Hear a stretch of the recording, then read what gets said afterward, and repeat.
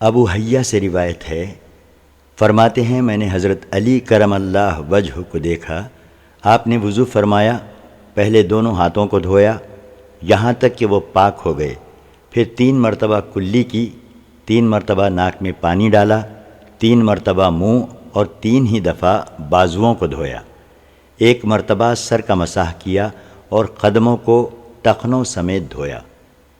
پھر آپ نے کھڑے ہو کر وضو کا بچا ہوا پانی پیا اور فرمایا، میں تمہیں بتانا چاہتا ہوں کہ حضور صلی اللہ علیہ وسلم کس طرح وضو فرمایا کرتے تھے۔ اس باب میں حضرت عثمان، عبداللہ بن زید، ابن عباس، عبداللہ بن عمرو، عائشہ، ربی اور عبداللہ بن انیس رضی اللہ عنہم سے بھی روایات مذکور ہیں۔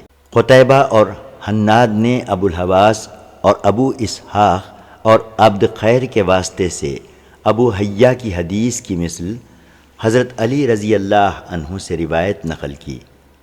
البتہ عبد خیر نے یہ بھی کہا کہ جب آپ وضو سے فارغ ہوئے تو بچا ہوا پانی چلو میں لے کر نوش فرمایا۔ امام ترمذی فرماتے ہیں، ابو اسحاق حمدانی نے ابو حیہ کے واسطے سے اور عبد خیر اور حارث نے بالواسطہ حضرت علی رضی اللہ عنہ سے اس حدیث کو روایت کیا۔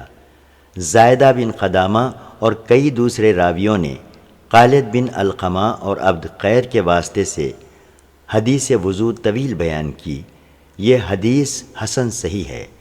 شعبہ نے اس حدیث کو خالد بن علقمہ سے روایت کیا اور ان کے نام اور روایت میں قطع کرتے ہوئے خالد بن علقمہ کی بجائے مالک بن عروفہ کہا۔ ابو عوانہ سے بھی یہ روایت بالواسطہ خالد بن علقمہ اور عبد خیر منقول ہے، اور اس میں بھی روایت شعبہ کی طرح مالک بن عرفتہ کہا گیا ہے، جبکہ صحیح نام خالد بن علقمہ ہے۔ حضرت ابو ہریرہ رضی اللہ تعالی عنہ سے روایت ہے، رسول اکرم صلی اللہ علیہ وسلم نے فرمایا، میرے پاس حضرت جبرائیل حاضر ہوئے اور کہا، اے محمد صلی اللہ علیہ وسلم، آپ جب وضو فرمائیں ایزار پر پانی چھڑک لیا کریں۔ امام ترمذی فرماتے ہیں، یہ حدیث غریب ہے۔ میں نے محمد بن اسماعیل بخاری سے سنا کہ حسن بن علی ہاشمی راوی منکر حدیث ہے۔ اس باب میں حکم بن سفیان، ابن عباس، زید بن حارثہ اور ابو سعید رضی اللہ عنہم سے بھی روایات مذکور ہیں۔ ابن سفیان کے نام میں راویوں کا اختلاف ہے، بعض نے سفیان بن حکم کہا اور بعض نے حکم بن سفیان۔ حضرت ابو ہریرہ رضی اللہ تعالی عنہ سے روایت ہے، رسول اکرم صلی اللہ علیہ وسلم نے فرمایا، کیا میں تمہیں وہ کام نہ بتاؤں جس کے سبب اللہ تعالیٰ خطائیں مٹاتا اور درجات بلند فرماتا ہے؟ صحابہ کرام نے عرض کیا، ہاں کیوں نہیں یا رسول اللہ صلی اللہ علیہ وسلم۔ آپ نے فرمایا، تکلیف کے وقت مکمل وضو کرنا، مساجد کی طرف زیادہ جانا اور ایک کے بعد دوسری نماز کا انتظار کرنا، یہ جہاد ہے۔ عبدالعزیز بن محمد نے حضرت علا بن عبد الرحمن سے اسی کے ہم معنی روایت بیان کی۔ قتیبہ نے اپنی حدیث میں کہا، یہ جہاد ہے، 3 مرتبہ کہا۔ اس باب میں حضرت علی، عبداللہ بن عمر، ابن عباس، عبیدہ بن عمر بھی کہا گیا ہے۔ عائشہ، عبد الرحمن بن عائش اور انس رضی اللہ عنہم سے بھی روایات منقول ہیں۔ امام ترمذی فرماتے ہیں، حضرت ابو ہریرہ رضی اللہ تعالی عنہ کی حدیث حسن صحیح ہے۔ علا بن عبد الرحمن سے مراد ابن یعقوب جوہنی ہیں اور وہ محدثین کے نزدیک ثقہ ہے۔ حضرت عائشہ رضی اللہ عنہا سے روایت ہے، حضور صلی اللہ علیہ وسلم کے پاس کپڑے کا ایک ٹکڑا تھا جس کے ساتھ وضو کے بعد اعضائے وضو پہنچا کرتے تھے۔ اس باب میں حضرت معاذ بن جبل رضی اللہ عنہ سے بھی روایت ہے۔ حضرت معاذ بن جبل رضی اللہ عنہ فرماتے ہیں، میں نے حضور صلی اللہ علیہ وسلم کو دیکھا جب آپ وضو فرماتے کپڑے کے کنارے سے اعضاء کو خشک فرماتے۔ امام ترمذی فرماتے ہیں، یہ حدیث غریب ہے، اس کی سند ضعیف ہے۔ رشدین ابن سعد اور عبد الرحمن بن زیاد بن انم آفریقی دونوں حدیث میں ضعیف ہیں۔ امام ترمذی فرماتے ہیں حضرت عائشہ رضی اللہ عنہا کی حدیث قوی نہیں اور اس باب میں حضور صلی اللہ علیہ وسلم سے کوئی بات ثابت نہیں۔ ابو معاذ سے مراد سلیمان بن ارقم ہے اور وہ محدثین کے نزدیک ضعیف ہے۔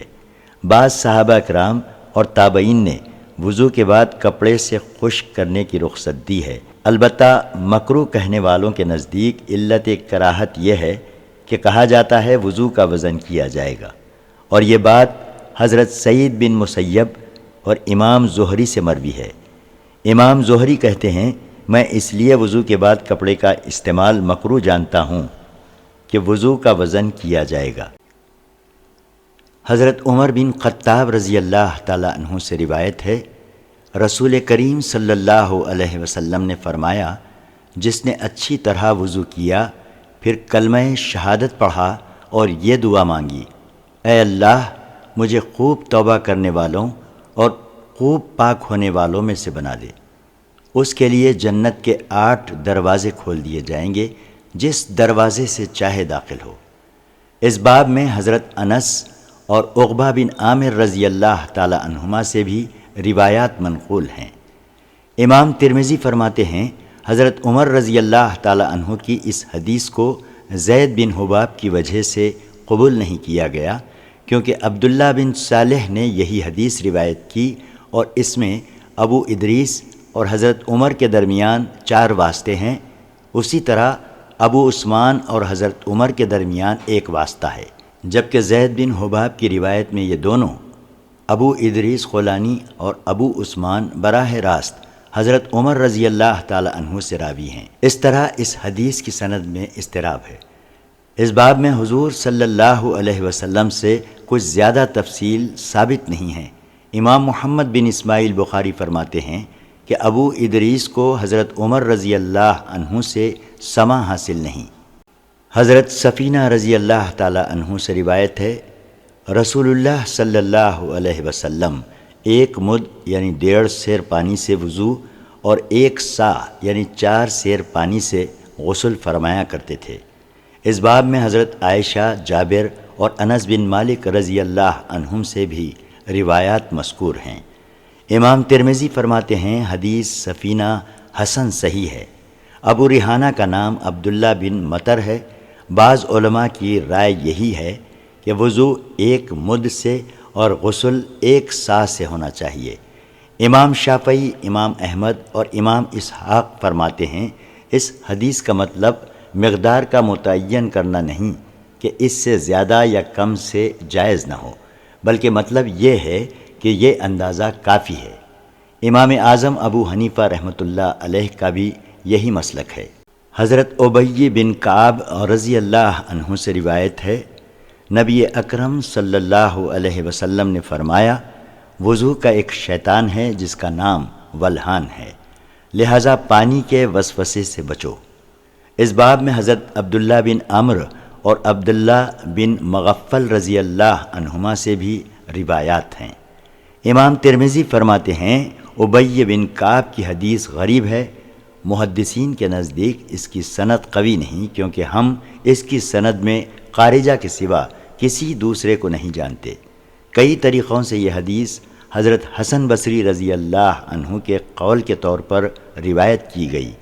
اس باب میں حضور صلی اللہ علیہ وسلم سے کوئی چیز ثابت نہیں اور خارجہ ہمارے اصحاب کے نزدیک قوی نہیں۔ ابن مبارک نے اسے ضعیف کہا ہے۔ حضرت انس رضی اللہ تعالی عنہ سے روایت ہے، حضور صلی اللہ علیہ وسلم وضو ہونے نہ ہونے دونوں صورتوں میں ہر نماز کے لیے وضو فرمایا کرتے تھے۔ حمید کہتے ہیں میں نے حضرت انس سے پوچھا تم کس طرح کرتے تھے؟ انہوں نے فرمایا ہم ایک ہی وضو کیا کرتے تھے۔ امام ترمذی فرماتے ہیں حضرت انس رضی اللہ عنہ کی حدیث حسن غریب ہے۔ محدثین کے نزدیک حضرت انس سے عمر بن عامر کی روایت مشہور ہے۔ بعض علماء ہر نماز کے لیے وضو کو مستحب جانتے ہیں، واجب قرار نہیں دیتے۔ حضرت انس بن مالک رضی اللہ تعالی عنہ فرماتے ہیں نبی کریم صلی اللہ علیہ وسلم ہر نماز کے لیے وضو فرمایا کرتے تھے۔ عامر بن انصاری نے حضرت انس سے پوچھا، آپ لوگ کس طرح کیا کرتے تھے؟ انہوں نے فرمایا، ہم جب تک بے وضو نہ ہو جائیں ایک ہی وضو سے تمام نمازیں ادا کیا کرتے تھے۔ امام ترمذی فرماتے ہیں یہ حدیث حسن صحیح ہے۔ حضرت ابن عمر رضی اللہ عنہ سے مروی ہے، ایک حدیث میں ہے، حضور صلی اللہ علیہ وسلم نے فرمایا، جس نے وضو ہونے کے باوجود وضو کیا اس کے لیے اللہ تعالیٰ 10 نیکیاں لکھتا ہے۔ آفریقی نے بالواسطہ ابو غطیف حضرت ابن عمر رضی اللہ عنہما سے یہ حدیث روایت کی۔ حسین بن حریث مروزی نے بالواسطہ محمد بن یزید واسطی آفریقی سے روایت کی اور یہ سند ضعیف ہے۔ علی یحییٰ بن سعید قطان کا قول نقل کرتے ہیں کہ ہشام بن عروہ کے پاس یہ حدیث بیان کی گئی تو انہوں نے کہا یہ سند مشرقی ہے، یعنی اہل مدینہ نے روایت نہیں کی بلکہ اہل کوفہ و بصرہ کی روایت ہے۔ سلیمان بن بریدہ اپنے والد سے روایت کرتے ہیں، نبی کریم صلی اللہ علیہ وسلم ہر نماز کے لیے وضو فرمایا کرتے تھے۔ فتح مکہ کے سال آپ صلی اللہ علیہ وسلم نے تمام نمازیں ایک وضو سے ادا کیں اور موزوں پر مسح فرمایا۔ حضرت فاروق اعظم رضی اللہ عنہ نے عرض کیا، یا رسول اللہ صلی اللہ علیہ وسلم، آپ نے وہ عمل فرمایا جو اس سے پہلے نہیں کیا۔ آپ صلی اللہ علیہ وسلم نے فرمایا، میں نے قصداً ایسا کیا ہے۔ امام ترمذی فرماتے ہیں یہ حدیث حسن صحیح ہے۔ اس حدیث کو علی بن قدام نے سفیان ثوری سے روایت کیا اور اس میں یہ الفاظ زائد ہیں، آپ نے ایک ایک مرتبہ اعضائے وضو کو دھویا۔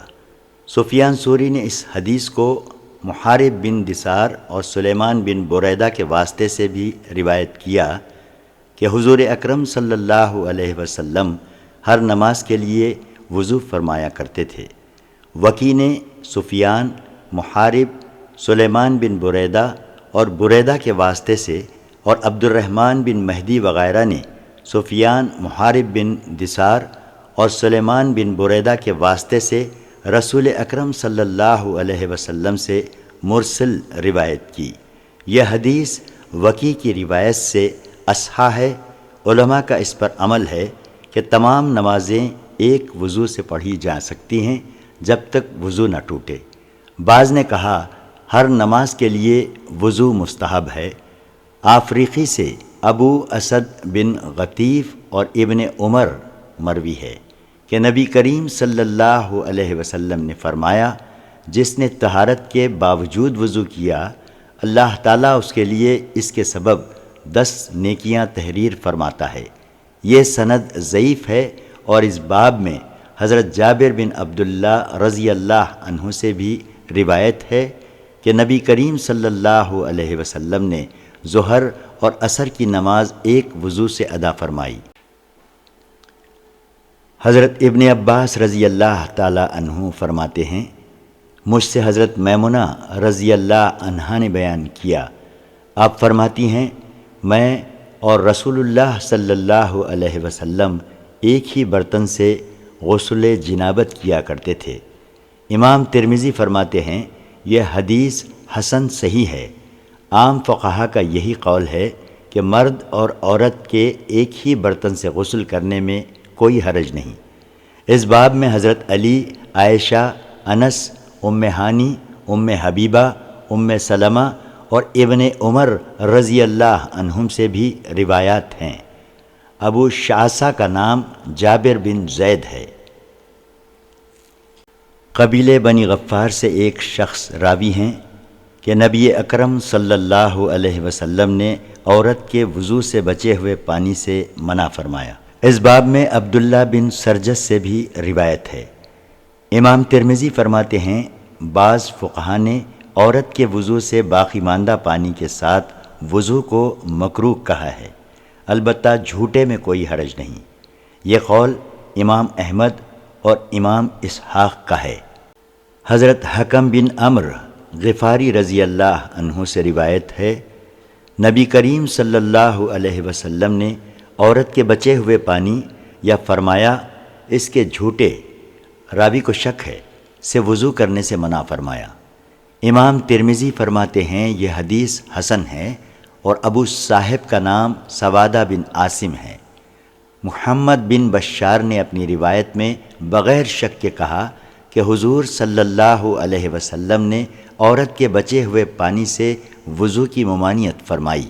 حضرت ابن عباس رضی اللہ عنہ سے روایت ہے، نبی اکرم صلی اللہ علیہ وسلم کی ایک زوجہ مطہرہ نے ایک بڑے برتن میں غسل کیا، پھر حضور صلی اللہ علیہ وسلم نے اس سے وضو کا ارادہ فرمایا۔ انہوں نے عرض کیا، حضور میں حالت جنابت سے تھی۔ آپ صلی اللہ علیہ وسلم نے فرمایا، پانی جنبی نہیں ہوتا۔ امام ترمذی فرماتے ہیں یہ حدیث حسن صحیح ہے۔ سفیان ثوری، امام مالک اور امام شافعی کا یہی قول ہے۔ حضرت ابو سعید خدری رضی اللہ عنہ فرماتے ہیں، بارگاہ رسالت میں عرض کیا گیا، یا رسول اللہ صلی اللہ علیہ وسلم، کیا ہم بزاء کے کنویں سے وضو کر لیا کریں؟ یہ وہ کنواں تھا جس میں حیض کے کپڑے، کتوں کا گوشت اور بدبودار چیزیں ڈال دی جاتی تھیں۔ حضور اکرم صلی اللہ علیہ وسلم نے فرمایا، پانی پاک ہے، اسے کوئی چیز ناپاک نہیں کرتی۔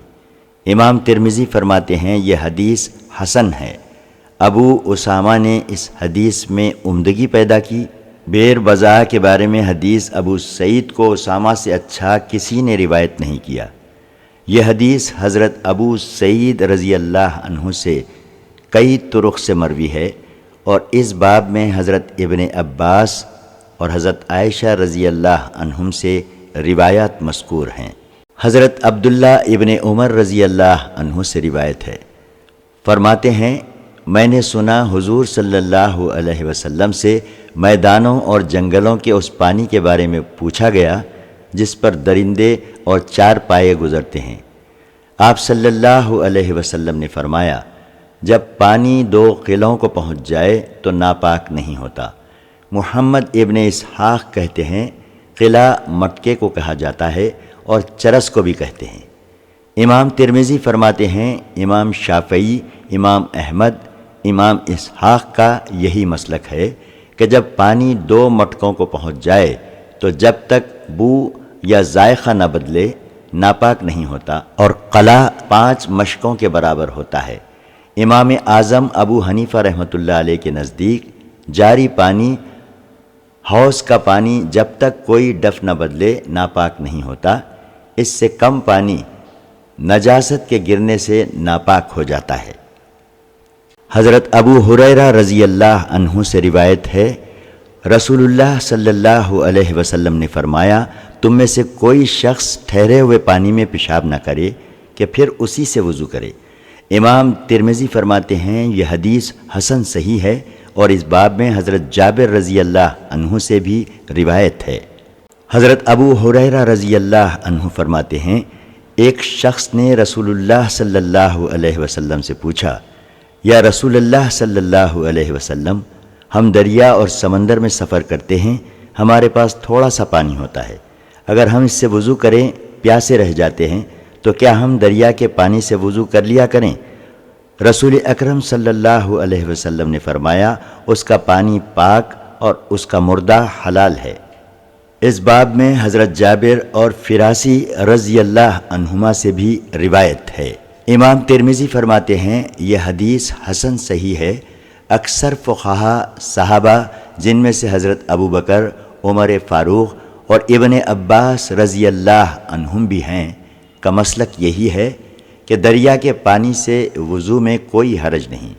بعض صحابہ کرام کے نزدیک دریا اور سمندر کے پانی سے وضو کرنا مکروہ ہے۔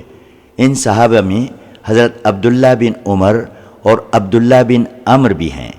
موقر الذکر فرماتے ہیں وہ آگ ہے، یعنی نقصان دہ ہے۔ حضرت ابن عباس رضی اللہ تعالی عنہ سے روایت ہے، نبی پاک صلی اللہ علیہ وسلم 2 قبروں کے پاس سے تشریف لے جا رہے تھے تو فرمایا، ان دونوں کو عذاب ہو رہا ہے، لیکن کسی بڑے جرم کی وجہ سے نہیں۔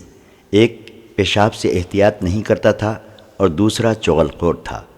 اس باب میں حضرت زید بن ثابت، ابو بکرہ، ابو ہریرہ، ابو موسیٰ اور عبد الرحمن بن حسنہ رضی اللہ عنہم سے بھی روایات مذکور ہیں۔ امام ترمذی فرماتے ہیں یہ حدیث حسن صحیح ہے۔ منصور نے اسے حضرت مجاہد کے واسطے سے حضرت ابن عباس رضی اللہ تعالی عنہما سے روایت کیا۔ اس روایت میں طاؤس کا ذکر نہیں۔ اعمش کی روایت اصحا ہے۔ امام ترمذی فرماتے ہیں میں نے محمد بن ابان سے سنا، انہوں نے وکی کا قول نقل کیا۔ اعمش ابراہیم کی اسناد کے لیے منصور سے احفظ ہیں۔ اللہ تعالیٰ نے نبی پاک صلی اللہ علیہ وسلم کو نہ صرف ان اصحاب قبور جو غائب ہیں کے عذاب پر مطلع فرمایا بلکہ عذاب کے سبب سے بھی آگاہ فرمایا۔ معلوم ہوا کہ اللہ تعالیٰ اپنے خاص بندوں کو عالم دنیا میں رہتے ہوئے عالم برزخ کے واقعات پر اطلاع دیتا ہے۔ ام قیس بنت محسن فرماتی ہیں میں حضور صلی اللہ علیہ وسلم کی بارگاہ میں حاضر ہوئی، میرے ساتھ میرا شیرخوار بچہ بھی تھا۔ اس نے حضور صلی اللہ علیہ وسلم پر پیشاب کر دیا۔ آپ صلی اللہ علیہ وسلم نے پانی منگوایا اور اس جگہ پر چھینٹے مارے، یعنی معمولی دھویا۔ اس باب میں حضرت علی، عائشہ، زینب، لبابہ بنت حارث، فضل بن عباس کی والدہ، ابو السمی، عبداللہ بن عمر، ابو لیلہ اور ابن عباس رضی اللہ عنہم سے بھی روایات مذکور ہیں۔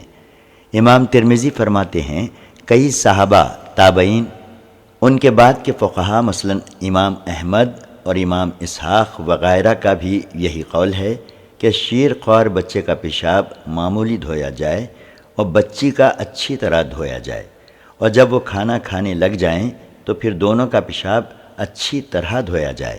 حضرت انس رضی اللہ عنہ سے روایت ہے کہ قبیلہ اورینا کے کچھ لوگ مدینہ طیبہ آئے، انہیں یہاں کی آب و ہوا موافق نہ ہوئی تو حضور صلی اللہ علیہ وسلم نے انہیں شہر سے باہر صدقے کے اونٹوں میں بھیج دیا اور فرمایا ان کے دودھ اور پیشاب پیو۔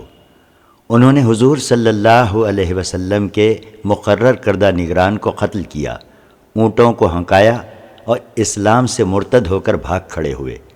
انہیں پکڑ کر حضور صلی اللہ علیہ وسلم کی خدمت میں لایا گیا تو آپ نے ان کے ہاتھ اور پاؤں کٹوا دیے اور آنکھوں میں سلاخیں پھروا کر ریگستان میں ڈلوا دیا۔ حضرت انس رضی اللہ عنہ فرماتے ہیں میں دیکھتا تھا کہ ان میں سے ایک زمین کو اپنے منہ سے کھود رہا ہے، یہاں تک کہ وہ سب مر گئے۔ حماد نے بعض اوقات کھودنے کی بجائے کاٹنے کے الفاظ استعمال کیے ہیں۔ امام ترمذی فرماتے ہیں یہ حدیث حسن صحیح ہے اور حضرت انس رضی اللہ عنہ سے کئی طرق سے مروی ہے۔ اکثر علماء کہتے ہیں حلال جانور کا پیشاب پینے میں کوئی حرج نہیں۔ امام ابو حنیفہ اور امام شافعی رحمۃ اللہ علیہ فرماتے ہیں کہ تمام پیشاب نجس ہیں، ان لوگوں کو بیماری کی وجہ سے حضور نے اجازت دی۔ حضرت انس بن مالک رضی اللہ عنہ سے روایت ہے حضور صلی اللہ علیہ وسلم نے ان کی آنکھوں میں سلاخیں اس لیے پھروائی تھیں کہ انہوں نے حضور کے چرواہوں کے ساتھ یہی سلوک کیا تھا۔ امام ترمذی فرماتے ہیں یہ حدیث غریب، یزید بن زرع سے یحییٰ بن غیلان کے علاوہ کسی دوسرے کی روایت ہمیں معلوم نہیں۔ حضور کا ان کے ساتھ یہ سلوک قرآن کے حکم والجروح قصاص یعنی زخموں میں بدلہ ہے کا یہی مطلب ہے۔ محمد بن سیرین سے مروی ہے کہ حضور کا یہ عمل آیات حدود کے نزول سے پہلے کا ہے۔ حضرت ابو ہریرہ رضی اللہ تعالی عنہ سے روایت ہے رسول اکرم صلی اللہ علیہ وسلم نے فرمایا وضو صرف آواز اور ہوا سے ہے۔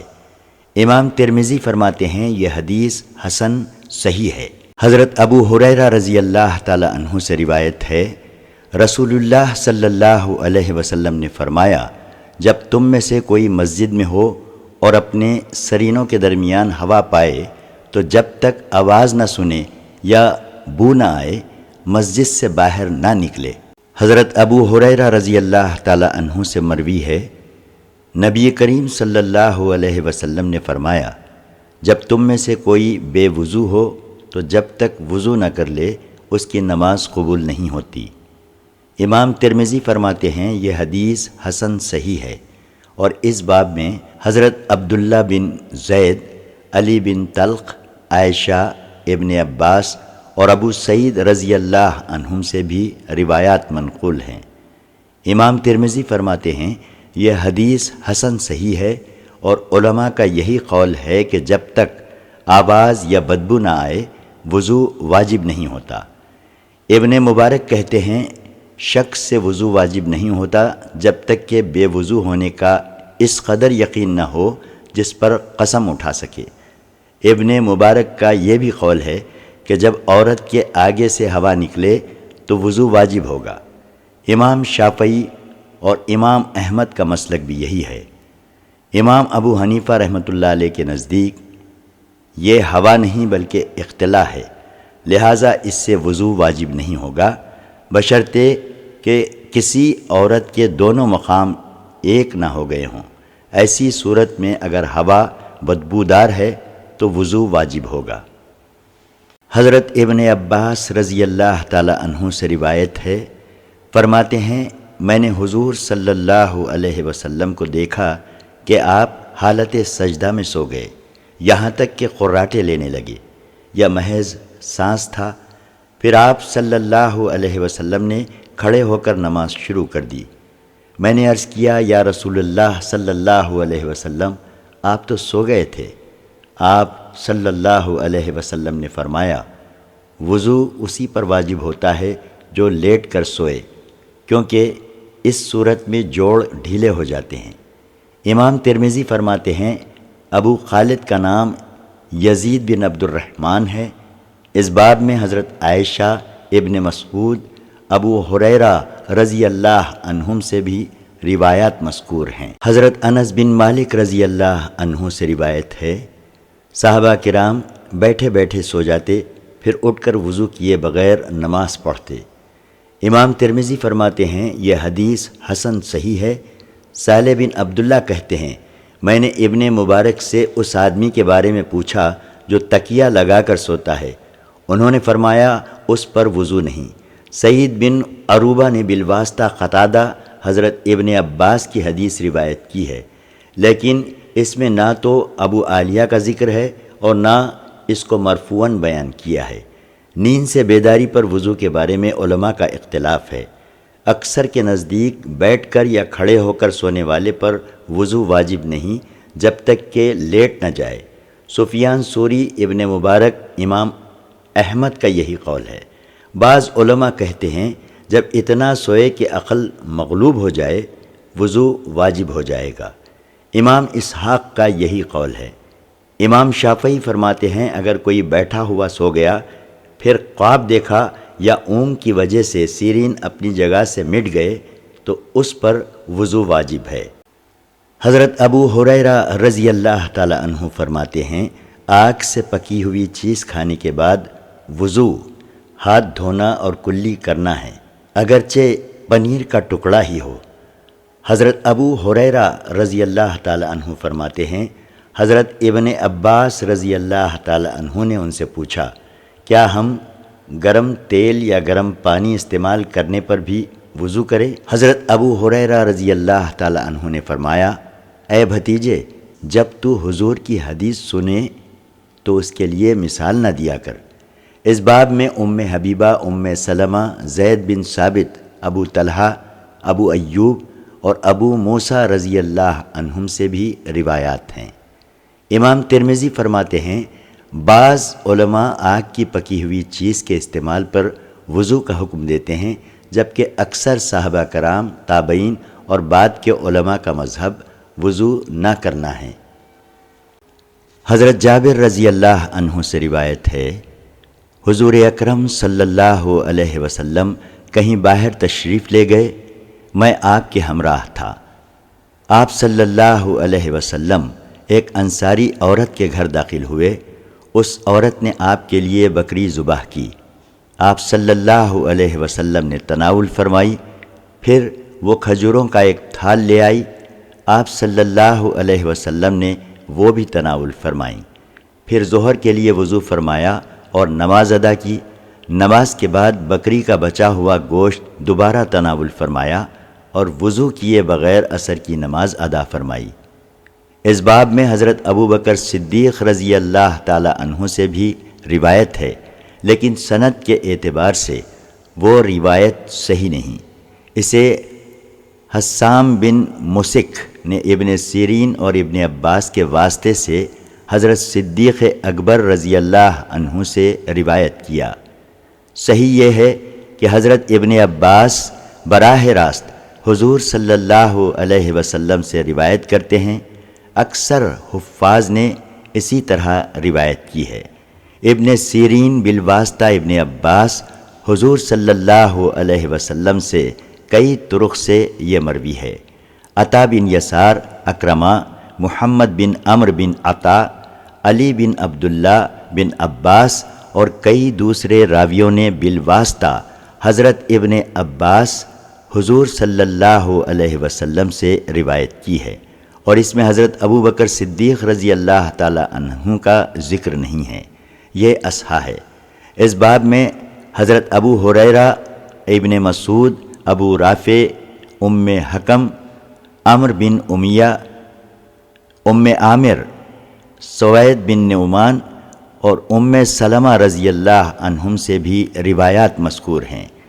امام ترمذی فرماتے ہیں اکثر صحابہ کرام، تابعین اور بعد کے فقہا مثلاً ابو سفیان ابن مبارک، امام شافعی، امام احمد اور امام اسحاق نے آگ سے پکی ہوئی چیز استعمال کرنے کے بعد وضو نہ کرنے کا قول کیا ہے، اور کہا کہ حضور صلی اللہ علیہ وسلم کے دو فعلوں میں سے یہ دوسرا ہے، گویا کہ اس حدیث سے پہلی حدیث منسوخ ہے۔ جہاں وضو کا ذکر ہے وہاں ہاتھ دھونا اور کلی کرنا مراد ہے، جہاں عدم وضو کا بیان ہے وہاں اصطلاحی وضو مراد ہے۔ امام ابو حنیفہ رحمۃ اللہ علیہ کا مسلک بھی یہی ہے کہ آگ کی پکی ہوئی چیز سے وضو نہیں ٹوٹتا۔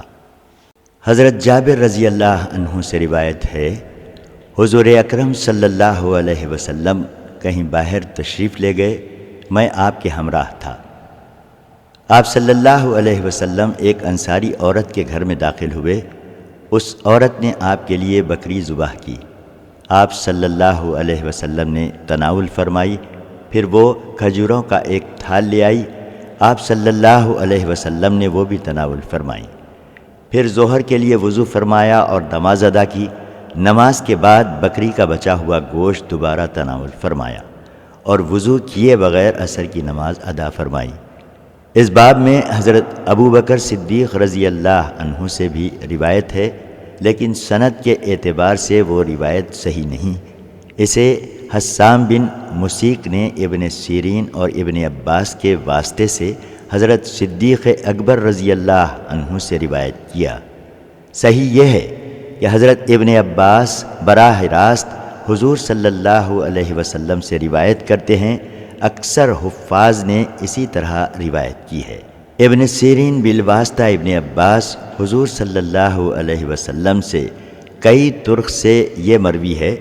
عطا بن یسار، اکرمہ، محمد بن عمرو بن عطا، علی بن عبداللہ بن عباس اور کئی دوسرے راویوں نے بالواسطہ حضرت ابن عباس حضور صلی اللہ علیہ وسلم سے روایت کی ہے، اور اس میں حضرت ابو بکر صدیق رضی اللہ تعالی عنہ کا ذکر نہیں ہے، یہ اصحاح ہے۔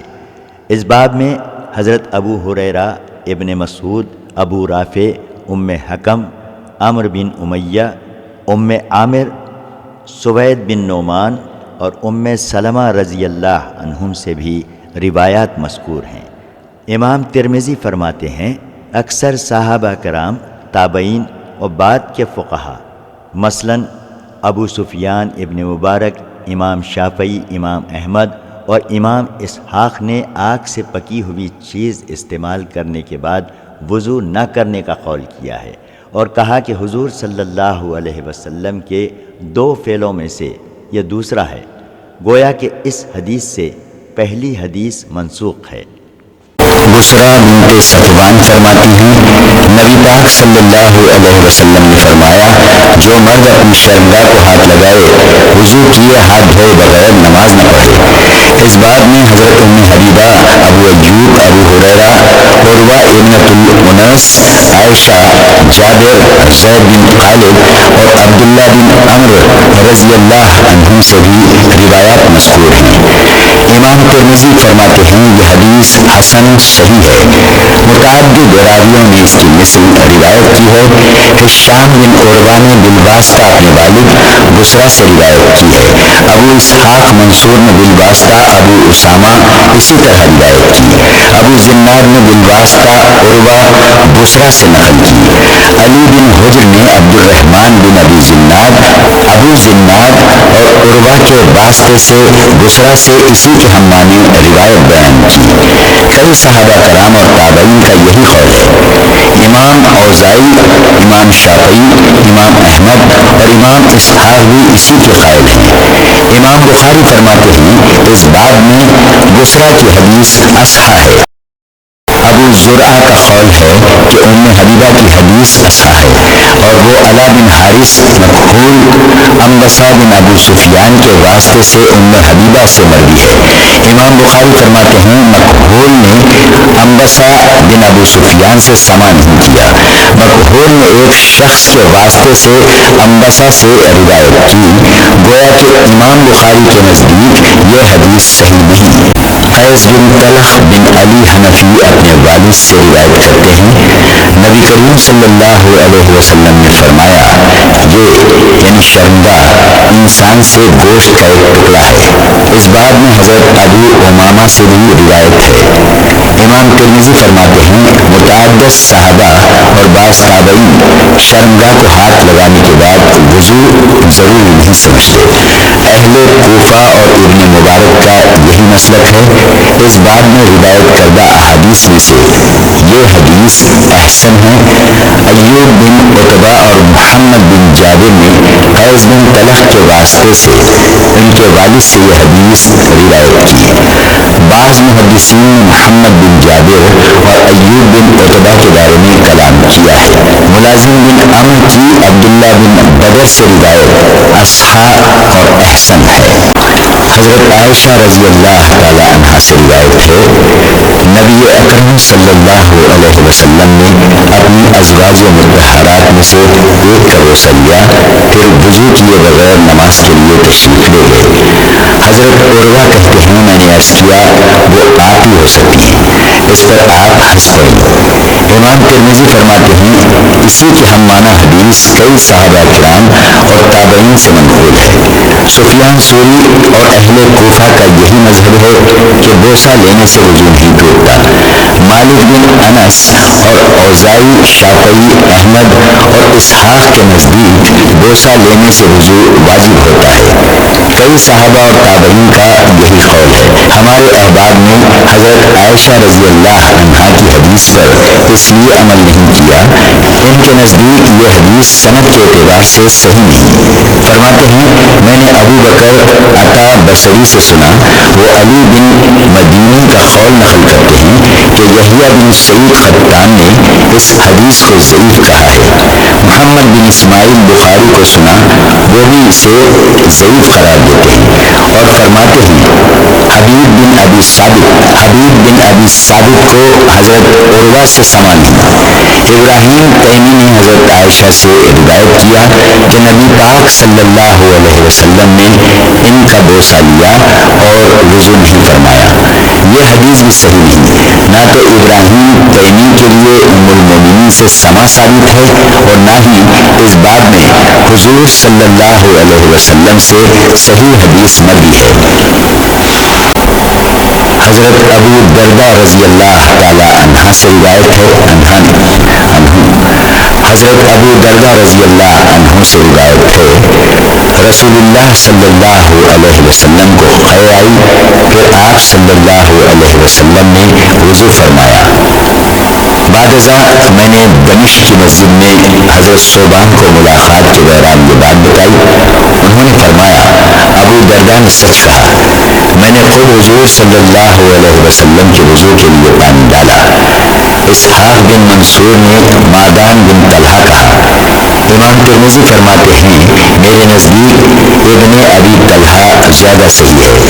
امام ترمذی فرماتے ہیں کئی صحابہ کرام اور تابعین وزام نے قے اور نکسیر سے وضو واجب ہونے کا قول کیا ہے. سفیان ثوری, ابن مبارک, امام احمد اور امام اسحاق کا یہی نظریہ ہے, اور بعض علماء کے نزدیک قے اور نکسیر میں وضو نہیں. امام مالک اور امام شافعی کا یہی مسلک ہے. حسین معلم نے اس حدیث میں عمدگی پیدا کی, اور حسین کی حدیث اس باب میں اصحا ہے. معمر نے یہ حدیث یحییٰ بن ابی کثیر سے روایت کرتے ہوئے قطع کی اور کہا یعیش بن ولید بالواسطہ خالد بن معدان. ابو درداء سے راوی ہیں, بالواسطہ خالد بن معدان ابو درداء سے حضرت عبداللہ بن مسعود رضی اللہ عنہ سے روایت ہے, فرماتے ہیں مجھ سے حضور اکرم صلی اللہ علیہ وسلم نے دریافت فرمایا تیرے پوشیدان میں کیا ہے؟ میں نے عرض کیا یا رسول اللہ صلی اللہ علیہ وسلم نبیذ ہے. آپ صلی اللہ علیہ وسلم نے فرمایا پاکیزہ پھل اور پاک پانی ہے. حضرت ابن مسعود رضی اللہ تعالیٰ عنہ فرماتے ہیں پھر آپ صلی اللہ علیہ وسلم نے اس سے وضو فرمایا. امام ترمذی فرماتے ہیں یہ حدیث ابو زید اور عبداللہ کے واسطے سے بھی حضور سے مروی ہے. محدثین کے نزدیک ابو زید مجہول ہے. اس حدیث کے علاوہ اس کی کوئی روایت معروف نہیں.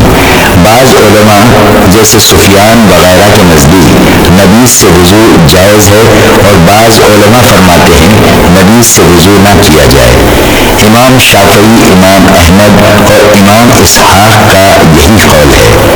امام اسحاق فرماتے ہیں اگر کسی کے پاس نبیذ ہی ہو تو اس سے وضو اور تیمم دونوں کو جمع کرنا مجھے پسند ہے. امام ترمذی فرماتے ہیں نبیذ سے وضو کو ناجائز کہنے والوں کا قول قرآنی حکم کے زیادہ قریب اور مشابہ ہے, کیونکہ اللہ تعالیٰ کا ارشاد ہے اگر تم پانی نہ پاؤ تو پاک مٹی کا ارادہ کرو, یعنی تیمم کرو. حضرت ابن عباس رضی اللہ عنہ سے روایت ہے رسول اکرم صلی اللہ علیہ وسلم نے دودھ نوش فرمایا, پھر پانی منگوا کر کلی کی اور فرمایا اس میں چکناہٹ ہے. اس باب میں حضرت سہل بن سعد اور ام سلمہ رضی اللہ عنہما سے بھی روایات ہیں. امام ترمذی فرماتے ہیں یہ حدیث حسن صحیح ہے. بعض علماء نے کہا کہ دودھ پینے کے بعد کلی ضروری ہے. ہمارے نزدیک یہ مستحب ہے, جبکہ بعض علماء کے نزدیک لازمی نہیں. حضرت ابن عمران رضی اللہ عنہ سے روایت ہے ایک شخص نے حضور صلی اللہ علیہ وسلم کی خدمت میں سلام عرض کیا. آپ اشارہ فرما رہے تھے, اس لیے آپ نے جواب نہ دیا. امام ترمذی فرماتے ہیں یہ حدیث حسن صحیح ہے, اور یہ اسی وقت مکروہ ہے جب پیشاب کر رہا ہو یا پاخانہ پھیر رہا ہو. بعض علماء نے اس حدیث کی یہی تفسیر بیان کی ہے. اس باب میں روایت کی گئی احادیث میں یہ حدیث احسن ہے. نیز اس باب میں مہاجر بن قنفس, عبداللہ بن حنزلہ اور علقمہ بن شفوا, جابر اور برا رضی اللہ عنہ سے بھی روایات ہیں. حضرت ابو ہریرہ رضی اللہ تعالیٰ عنہ سے روایت ہے نبی کریم صلی اللہ علیہ وسلم نے فرمایا جس برتن کو کتے نے منہ لگایا اس کو 7 مرتبہ دھویا جائے, پہلی اور آخری مرتبہ مٹی سے دھویا جائے. بلی کا جھوٹا برتن 1 مرتبہ دھویا جائے. امام ترمذی فرماتے ہیں یہ حدیث حسن صحیح ہے. امام شافعی, امام احمد اور امام اسحاق کا یہی قول ہے. حضرت ابو ہریرہ رضی اللہ عنہ سے کئی طرف سے اس کے ہم معنی حدیث روایت کی گئی ہے, لیکن اس میں یہ الفاظ نہیں. بلی کا جھوٹا برتن 1 مرتبہ دھویا جائے. اس باب میں حضرت عبداللہ بن مغفل رضی اللہ عنہ سے بھی روایت ہے۔ کبشہ بنت کعب بن مالک رضی اللہ عنہ فرماتی ہیں ابو قتادہ میرے ہاں تشریف لائے، میں ان کے وضو کے لیے برتن میں پانی ڈالا جسے بلی نے آ کر پینا شروع کر دیا۔ آپ نے اس کی طرف برتن کو ٹیڑھا کیا یہاں تک کہ اس نے پی لیا۔ ابو قتادہ نے میری طرف دیکھا جبکہ میں بھی ادھر تعجب سے دیکھ رہی تھی۔ آپ نے فرمایا اے بھتیجی کیا تجھے تعجب ہوا؟ میں نے کہا ہاں۔ آپ نے فرمایا رسول اکرم صلی اللہ علیہ وسلم نے ارشاد فرمایا یہ ناپاک نہیں ہے کیونکہ گھروں میں آنے جانے والوں میں سے ہے، لہٰذا اس سے بچاؤ مشکل ہے۔ اس باب میں حضرت عائشہ اور ابو ہریرہ رضی اللہ عنہما سے بھی روایات ہے۔ امام ترمذی فرماتے ہیں یہ حدیث حسن صحیح ہے۔ اکثر صحابہ، تابعین اور بعد کے فقہا مثلاً امام شافعی، احمد، اسحاق اور امام ابو حنیفہ رحمۃ اللہ علیہ کا یہی مسلک ہے کہ وہ بلی کے جھوٹے میں کوئی حرج نہیں سمجھتے، یعنی نجس نہیں، مکروہ ہے۔ اس باب میں یہ حدیث احسن ہے۔ مالک نے اسے اسحاق بن عبداللہ بن ابی طلحہ سے عمدہ طریقے پر روایت کیا۔ کسی راوی نے اس حدیث کو مالک سے زیادہ مکمل بیان نہیں کیا۔ حمام بن حارث سے روایت ہے جریر بن عبداللہ نے ارشاد کیا پھر وضو کر کے موزوں پر مسح کیا۔ آپ سے پوچھا گیا کیا آپ یہ کام یعنی مسح کرتے ہیں؟ آپ نے فرمایا میں ایسا کیوں نہ کروں جبکہ میں نے حضور صلی اللہ علیہ وسلم کو اس طرح کرتے دیکھا ہے۔ راوی کہتے ہیں کہ حدیث جریر سب کو پسند تھی کیونکہ وہ سورہ مائدہ کے نزول کے بعد مسلمان ہوئے۔ اس باب میں حضرت عمر، علی، حذیفہ، مغیرہ، بلال، سعد، ابو ایوب، سلمان، بریدہ، عمرو بن امیہ، انس، سہل بن سعد، یعلی بن مرہ، عبادہ بن صامت، اسامہ بن شریک، ابو امامہ، جابر اور اسامہ بن زید رضی اللہ عنہ سے بھی روایات منقول ہیں۔ امام ترمذی فرماتے ہیں جریر کی حدیث حسن صحیح ہے۔ شہر بن حویشب سے مروی ہے، فرماتے ہیں میں نے جریر بن عبداللہ کو دیکھا، انہوں نے وضو کیا اور موزوں پر مسح فرمایا۔ میں نے اس سلسلے میں دریافت کیا تو انہوں نے جواب دیا میں نے رسول اکرم صلی اللہ علیہ وسلم کو دیکھا، آپ نے وضو فرمایا اور موزوں پر مسح کیا۔ شہر بن حویشب کہتے ہیں کیا یہ واقعہ نزول مائدہ سے پہلے کا ہے یا بعد کا؟ انہوں نے فرمایا میں نزول مائدہ کے بعد اسلام لایا ہوں۔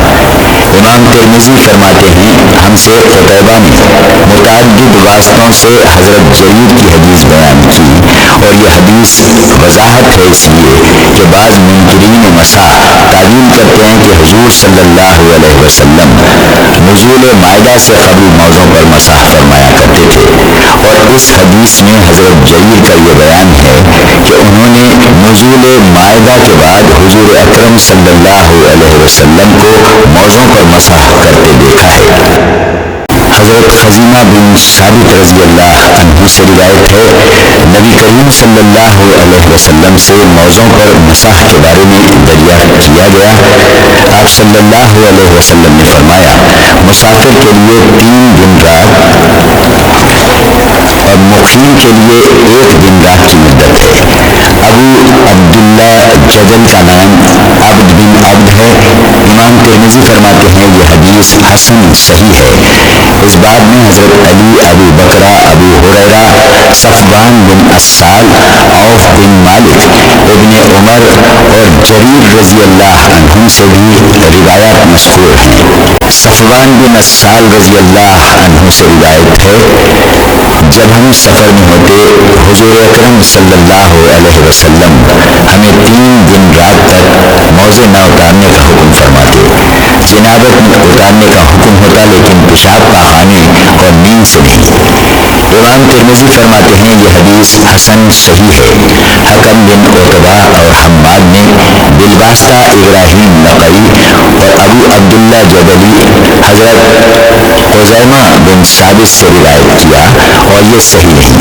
علی بن مدینی نے یحییٰ کے واسطے سے شعبہ کا قول نقل کیا کہ ابراہیم نقعی نے ابو عبداللہ عبداللہ جدلی سے حدیث مسح کا سما نہیں کیا۔ زائدہ منصور سے روایت کرتے ہیں کہ ہم ابراہیم تیمی کے حجرے میں تھے اور ہمارے ساتھ ابراہیم نقعی تھے۔ پس ابراہیم تیمی نے ہم سب عمرو بن میمون، ابو عبداللہ جدلی، حذیمہ بن ثابت کے واسطے سے حدیث مسح بیان کی۔ امام بخاری فرماتے ہیں اس باب میں صفوان بن اسال کی حدیث احسن ہے۔ امام ترمذی فرماتے ہیں صحابہ کرام، تابعین اور بعد کے فقہا مثل سفیان ثوری، ابن مبارک، شافعی، احمد اور اسحاق کا یہی مسلک ہے کہ مقیم 1 دن رات اور مسافر 3 دن رات مسح کر کے۔ بعض علماء کہتے ہیں موضوع پر مسح کے بارے میں وقت کی تعین نہیں ہے، یہ قول مالک بن انس کا ہے، لیکن وقت کا تعین اصح۔ حضرت مغیرہ بن شعبہ رضی اللہ عنہ سے روایت ہے نبی کریم صلی اللہ علیہ وسلم نے موضوع کے اوپر اور نیچے مسح فرمایا۔ امام ترمذی فرماتے ہیں متعدد صحابہ اور تابعین کا یہی قول ہے۔ امام مالک، شافعی اور اسحاق رحمہم اللہ کا بھی یہی مسلک ہے۔ یہ حدیث معلول ہے اور سعد بن یزید سے صرف ولید بن مسلم نے مسند بیان کی، باقی راوا نے مرسل بیان کیا اور مغیرہ کا ذکر نہیں کیا۔ میں نے ابو زرع اور محمد بن اسماعیل بخاری سے اس حدیث کے بارے میں پوچھا تو ان دونوں نے کہا یہ صحیح نہیں، کیونکہ ابن مبارک نے اسے بالواسطہ سور رجا سے بیان کیا اور کہا کہ حضرت مغیرہ کے کاتب سے یہ حدیث مرسل بیان کی گئی ہے۔ حضرت مغیرہ رضی اللہ عنہ کا ذکر نہیں کیا۔ حضرت مغیرہ بن شعبہ رضی اللہ عنہ سے روایت ہے، فرماتے ہیں میں نے نبی اکرم صلی اللہ علیہ وسلم کو موضوع کے صرف اوپر والے حصے پر مسح کرتے دیکھا۔ امام ترمذی فرماتے ہیں حضرت مغیرہ کی حدیث حسن ہے اور وہ عبد الرحمن بن ابو زناد کی روایت ہے جو ابو زناد اور عروہ کے واسطے سے حضرت مغیرہ سے بیان کی گئی۔ موضوع کے صرف ظاہر پر مسح کے بارے میں حضرت مغیرہ سے عروہ کے سوا کسی دوسرے کی روایت ہمارے علم میں نہیں۔ اکثر علماء کا یہی قول ہے، سفیان ثوری اور احمد بھی یہی فرماتے ہیں۔ امام بخاری فرماتے ہیں مالک عبد الرحمن بن ابی زناد کے ضعف کی طرف اشارہ کرتے تھے۔ حضرت مغیرہ بن شعبہ رضی اللہ عنہ سے روایت ہے حضور اکرم صلی اللہ علیہ وسلم نے وضو فرمایا اور جوتوں اور موزوں پر مسح کیا۔ امام ترمذی فرماتے ہیں یہ حدیث حسن صحیح ہے۔ متعدد علماء کا یہی قول ہے۔ سفیان ثوری، ابن مبارک، شافعی، احمد اور اسحاق فرماتے ہیں جرابوں پر مسح جائز ہے، اگرچہ نال نہ ہوں لیکن دبیز ہوں۔ اس باب میں حضرت ابو موسیٰ رضی اللہ عنہ سے بھی روایت ہے۔ حسن بن مغیرہ نے اپنے والد مغیرہ بن شعبہ رضی اللہ تعالی عنہ سے روایت کی ہے رسول اکرم صلی اللہ علیہ وسلم نے وضو کیا اور موزوں پر پگڑی پر مسح فرمایا۔ بکر کہتے ہیں میں نے حسن بن مغیرہ سے یہ حدیث بالواسطہ سنی۔ محمد بن بشار نے بھی یہ حدیث روایت کی اور کہا کہ آپ نے پیشانی اور پگڑی مبارک پر مسح فرمایا۔ حضرت مغیرہ بن شعبہ سے یہ حدیث کئی طرق سے مروی ہے۔ بعض نے پیشانی اور امامہ کا ذکر کیا جبکہ بعض نے پیشانی کا ذکر نہیں کیا۔ امام ترمذی فرماتے ہیں میں نے احمد بن حسن سے امام احمد بن حنبل کا قول سنا، وہ فرماتے ہیں میری آنکھوں نے سعد بن قطان کی مثل کسی کو نہیں دیکھا۔ اس بات میں حضرت عمرو بن امیہ، سلمان، صوبان اور ابو امامہ رضی اللہ عنہم سے بھی روایت ہے۔ امام ترمذی فرماتے ہیں حضرت مغیرہ بن شعبہ کی حدیث حسن صحیح ہے۔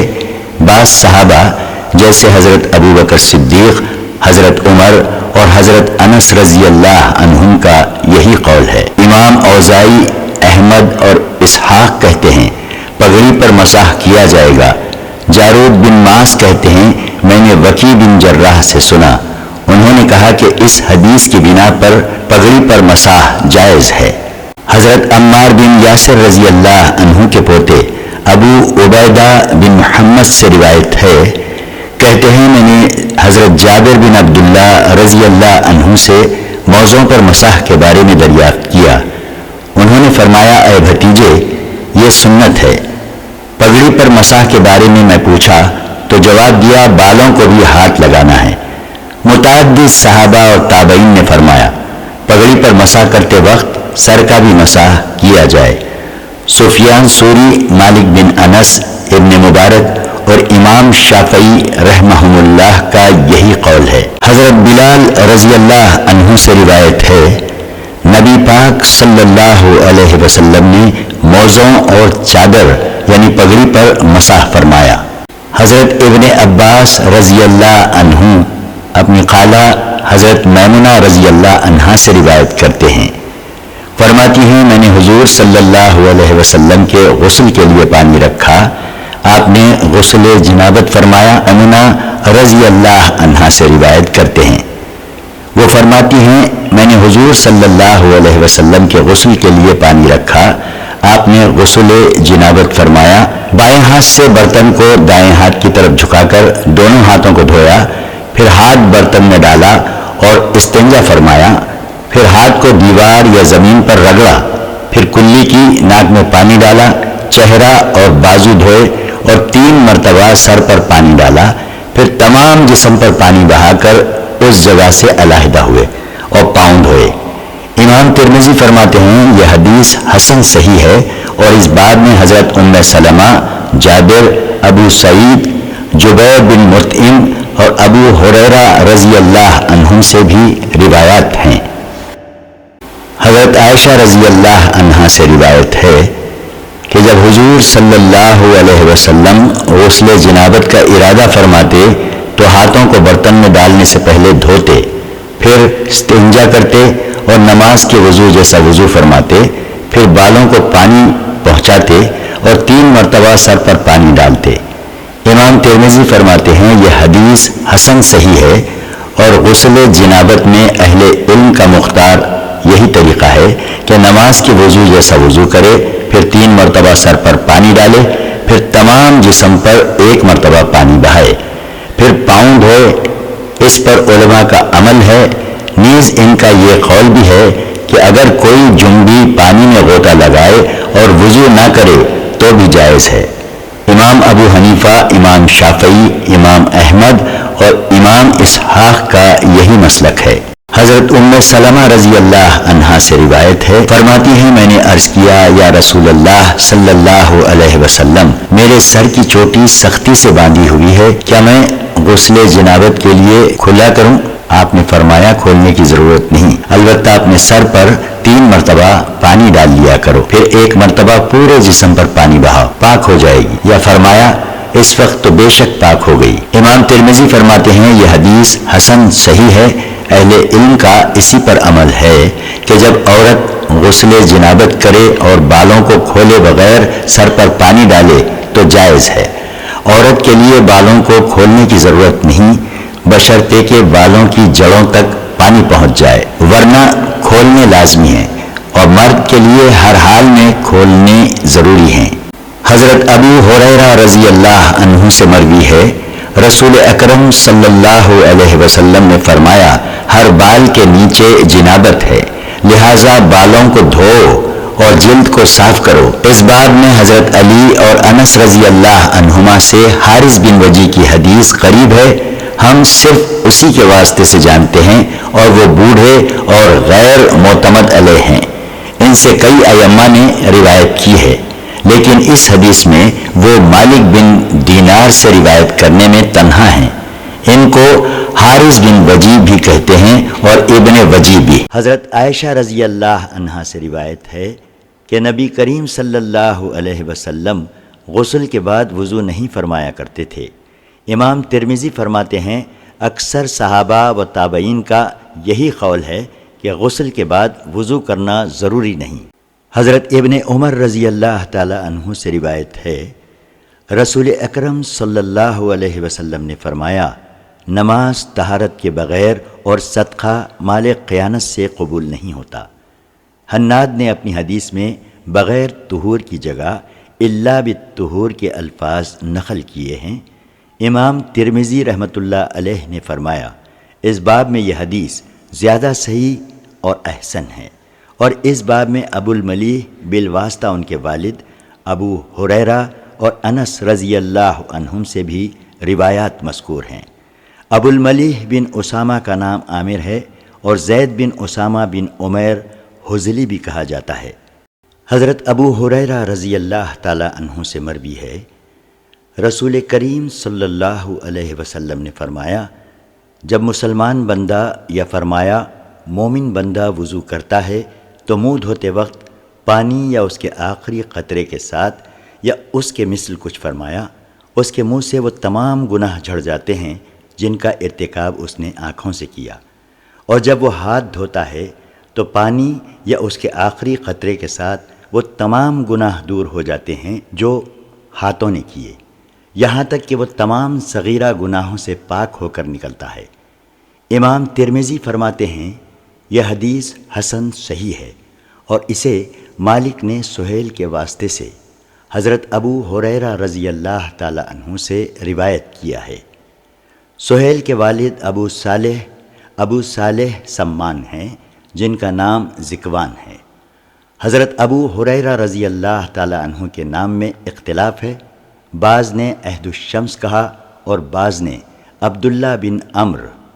محمد بن اسماعیل بخاری رحمۃ اللہ علیہ نے اسی طرح فرمایا، اور یہ زیادہ صحیح ہے۔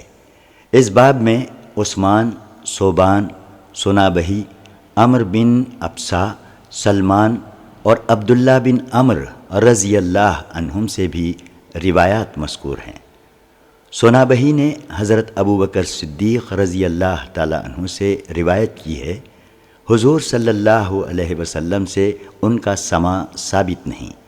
ان کا نام عبد الرحمن بن عسیلہ اور کنیت ابو عبداللہ ہے۔ انہوں نے حضور صلی اللہ علیہ وسلم کی خدمت میں حاضری کے لیے سفر کیا، لیکن راستے ہی میں تھے کہ حضور صلی اللہ علیہ وسلم وصال فرما گئے۔ ان سے حضور صلی اللہ علیہ وسلم کی کئی احادیث مروی ہیں۔ سنابہ بن اعصر احسی کو سنابہی بھی کہا جاتا ہے۔ انہیں شرف صاحبیت حاصل تھا۔ ان کی روایت کردہ حدیث یہ ہے، فرماتے ہیں، میں نے نبی اکرم صلی اللہ علیہ وسلم سے سنا، آپ صلی اللہ علیہ وسلم نے فرمایا، میں تمہاری کثرت کے سبب دوسری امتوں پر فخر کروں گا، لہٰذا میرے بعد باہم قتال نہ کرنا۔ حضرت محمد بن حذیفہ رضی اللہ تعالی عنہ سے روایت ہے، نبی کریم صلی اللہ علیہ وسلم نے فرمایا، وضو نماز کی کنجی ہے، دنیاوی امور کو نماز میں حرام کرنے والی چیز تکبیر اور حلال کرنے والا کام سلام پھیرنا ہے۔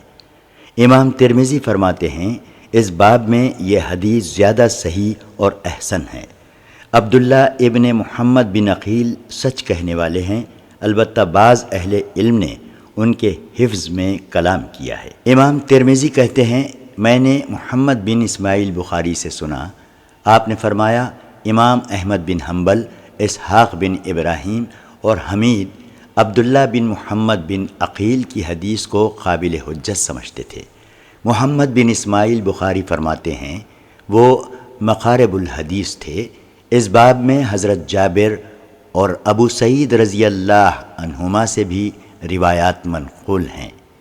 حضرت انس بن مالک رضی اللہ تعالی عنہ سے روایت ہے کہ حضور اکرم صلی اللہ علیہ وسلم بیت الخلاء میں تشریف لے جاتے وقت یہ کلمات پڑھتے، اللہم انی اعوذ بک، اے اللہ میں تیری پناہ چاہتا ہوں۔ شعبہ فرماتے ہیں، عبدالعزیز بن حبیب کی دوسری روایت میں یہ الفاظ ہیں، اعوذ باللہ من الخبث والخبیث، اے اللہ میں ایذا رسا اور ناپاک چیزوں سے تیری پناہ چاہتا ہوں، یا الخبث والخبائث کے الفاظ ہیں۔ اس باب میں حضرت علی، زید بن ارقم، جابر اور ابن مسعود رضی اللہ عنہم سے بھی روایات مذکور ہیں۔ امام ترمذی فرماتے ہیں، اس باب میں حضرت انس رضی اللہ تعالی عنہ کی حدیث اصحا اور احسن ہے۔ زید بن ارقم کی روایت کردہ حدیث کی سند میں اضطراب ہے۔ ہشام دستوائی اور سعید بن عروبہ نے بالواسطہ قتادہ، سعید عروبہ کی روایت میں قاسم بن عوف شیبانی کا واسطہ بھی ہے۔ ہشام نے بالواسطہ قتادہ، شعبہ نے بالواسطہ قتادہ وانظر بن انس، معمر نے بالواسطہ قتادہ وانظر بن انس، اور انس حضرت زید بن ارقم رضی اللہ عنہ سے روایت نقل کی۔ امام ترمذی فرماتے ہیں میں نے امام بخاری سے اس کے بارے میں پوچھا تو انہوں نے فرمایا ہو سکتا ہے قتادہ نے دونوں وانظر بن انس اور قاسم بن عوف سے روایت کی ہو۔ حضرت انس بن مالک رضی اللہ تعالی عنہ سے روایت ہے رسول اکرم صلی اللہ علیہ وسلم بیت الخلاء میں داخل ہوتے وقت اس طرح استفادہ فرماتے، اے اللہ میں ضرر رساں اشیاء اور ناپاکیوں سے تیری پناہ چاہتا ہوں۔ یہ حدیث احسن صحیح ہے۔ حضرت جابر بن عبداللہ رضی اللہ تعالی عنہ سے روایت ہے نبی کریم صلی اللہ علیہ وسلم نے قبلہ رخ بیٹھ کر پیشاب کرنے سے منع فرمایا، پھر میں نے آپ کو وصال شریف سے 1 سال قبل قبلے کی طرف منہ کیے پیشاب کرتے دیکھا۔ اس باب میں حضرت ابو قتادہ، عائشہ اور عمار رضی اللہ تعالی عنہم سے بھی روایات ہیں۔ امام ترمذی فرماتے ہیں اس باب میں حضرت جابر کی حدیث حسن غریب ہے۔ اس حدیث کو ابن لہیہ نے ابو زبیر جابر اور ابو قتادہ کے واسطے سے روایت کیا۔ ابو قتادہ کہتے ہیں میں نے حضور صلی اللہ علیہ وسلم کو قبلہ رخ بیٹھے پیشاب کرتے دیکھا، اور قتیبہ نے ابن لہیہ کے واسطے سے اس کی خبر دی۔ حضرت جابر رضی اللہ تعالی عنہ کی روایت ابن لہیہ کی روایت سے اصح ہے۔ ابن لہیہ محدثین کے نزدیک ضعیف ہے، اور یحییٰ بن سعید قطان وغیرہ نے اسے ضعیف کہا۔ حضرت ابن عمر رضی اللہ تعالی عنہ سے روایت ہے آپ فرماتے ہیں میں ایک دن حضرت حفصہ رضی اللہ تعالی عنہا کے مکان پر چڑھا تو میں نے حضور صلی اللہ علیہ وسلم کو پاخانے میں شام کی طرف منہ اور کعبے کی طرف پیٹھ کیے دیکھا۔ یہ حدیث حسن صحیح ہے۔ قضائے حاجت اور پیشاب کے وقت قبلے کی طرف منہ یا پیٹھ کرنے کے بارے میں علماء کے مختلف عمل اور رائے ہیں۔ احناف کے نزدیک قبلے کی طرف منہ یا پیٹھ کرنا قطعاً منع ہے، چاہے گھر میں ہوں یا جنگل میں۔ حضرت ابو ایوب انصاری رضی اللہ تعالی عنہ سے روایت ہے رسول کریم صلی اللہ علیہ وسلم نے فرمایا قضائے حاجت یا پیشاب کے لیے جاؤ تو قبلہ رخ نہ بیٹھو اور نہ ہی ادھر پیٹھ کرو، بلکہ مشرق یا مغرب کی طرف ہو جاؤ۔ اہل مدینہ کے لیے یہ حکم ہے اور دوسروں کے لیے شمال یا جنوب کی طرف رخ کرنا ہوگا۔ مترجم ابو ایوب رضی اللہ تعالی عنہ فرماتے ہیں ہم ملک شام میں گئے تو ہم نے قبلہ رخ بنے ہوئے بیت الخلاء دیکھے، ہم ادھر سے منہ پھیر لیتے اور طلب مغفرت کرتے۔ اس باب میں عبداللہ بن حارث اور ماخل بن ابی حیشم، جنہیں ماخل بن ماخل بھی کہا جاتا ہے، ابو امامہ، ابو ہریرہ اور سہل بن حنیف رضی اللہ تعالی عنہم سے بھی روایات مذکور ہیں۔ امام ترمذی فرماتے ہیں ابو ایوب کی حدیث اس باب میں احسن اور اصح ہے۔ ان کا نام خالد بن زید تھا، زہری کا نام محمد بن مسلم بن عبید اللہ بن شہاب زہری اور کنیت ابو بکر ہے۔ ابو ولید مکی ابو عبداللہ شافعی کا قول نقل کرتے ہیں کہ حضور صلی اللہ علیہ وسلم کے ارشاد پاک قضائے حاجت اور پیشاب کے وقت قبلے کی طرف رخ اور پیٹھ نہ کرو سے مراد جنگلوں میں ممانعت ہے، آبادیوں کے پاخانوں میں قبلہ رخ ہونے کی اجازت ہے۔ اسحاق کا بھی یہی قول ہے۔ امام احمد بن حنبل فرماتے ہیں حضور سے قضائے حاجت یا پیشاب کے لیے قبلے کی طرف پیٹھ کرنے کی اجازت ہے۔ قبلہ رخ ہونے کی اجازت نہ جنگلوں میں ہے نہ آبادی میں۔ حضرت عائشہ رضی اللہ تعالی عنہا سے روایت ہے نبی پاک صلی اللہ علیہ وسلم بیت الخلاء سے باہر آتے وقت فرمایا کرتے تھے، اے اللہ میں تیری بخشش چاہتا ہوں۔ امام ترمذی فرماتے ہیں یہ حدیث غریب حسن ہے، ہم اسے صرف اسرائیل بالواسطہ یوسف بن ابی بردہ کی روایت سے پہچانتے ہیں۔ ابو بردہ بن ابو موسیٰ کا نام عامر بن عبداللہ بن قیس اشعری تھا۔ اس باب میں حضرت عائشہ رضی اللہ تعالی عنہا کی حدیث ہی معروف ہے۔ حضرت عائشہ رضی اللہ تعالی عنہا سے روایت ہے، جو شخص تم سے کہے کہ حضور صلی اللہ علیہ وسلم کھڑے ہو کر پیشاب فرمایا کرتے تھے، اس کی تصدیق مت کرو، آپ ہمیشہ بیٹھ کر ہی پیشاب فرماتے تھے۔ اس باب میں حضرت عمر بریدہ رضی اللہ تعالی عنہما سے بھی روایات مذکور ہیں۔ امام ترمذی فرماتے ہیں اس باب میں حضرت عائشہ رضی اللہ تعالی عنہا کی حدیث احسن اور اصحح ہے۔ حضرت عمر رضی اللہ تعالی عنہ کی حدیث عبد الکریم ابن ابو مقارخ، نافع اور ابن عمر رضی اللہ تعالی عنہما کے واسطے سے مروی ہے۔ حضرت عمر رضی اللہ تعالی عنہ فرماتے ہیں، مجھے حضور صلی اللہ علیہ وسلم نے کھڑے ہو کر پیشاب کرتے دیکھا تو فرمایا، اے عمر کھڑے ہو کر پیشاب نہ کرو۔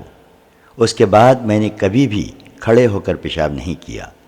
عبد الکریم بن ابو مخارق نے اس حدیث کو مرفوعاً روایت کیا ہے اور وہ محدثین کے نزدیک ضعیف ہے۔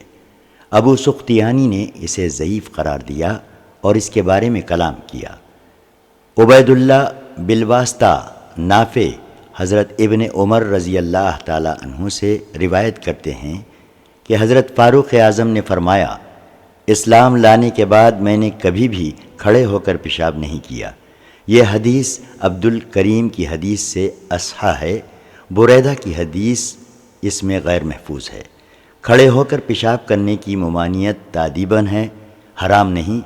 حضرت عبداللہ بن مسعود رضی اللہ تعالی عنہ نے فرمایا، کھڑے ہو کر پیشاب کرنا ظلم ہے۔ عائشہ رضی اللہ تعالی عنہا سے روایت ہے، جو شخص تم سے کہے کہ حضور صلی اللہ علیہ وسلم کھڑے ہو کر پیشاب فرمایا کرتے تھے، اس کی تصدیق مت کرو، آپ ہمیشہ بیٹھ کر ہی پیشاب فرماتے تھے۔ اس باب میں حضرت عمر بریدہ رضی اللہ تعالی عنہ سے بھی روایات مذکور ہیں۔ امام ترمذی فرماتے ہیں اس باب میں حضرت عائشہ رضی اللہ تعالی عنہا کی حدیث احسن اور اصحح ہے۔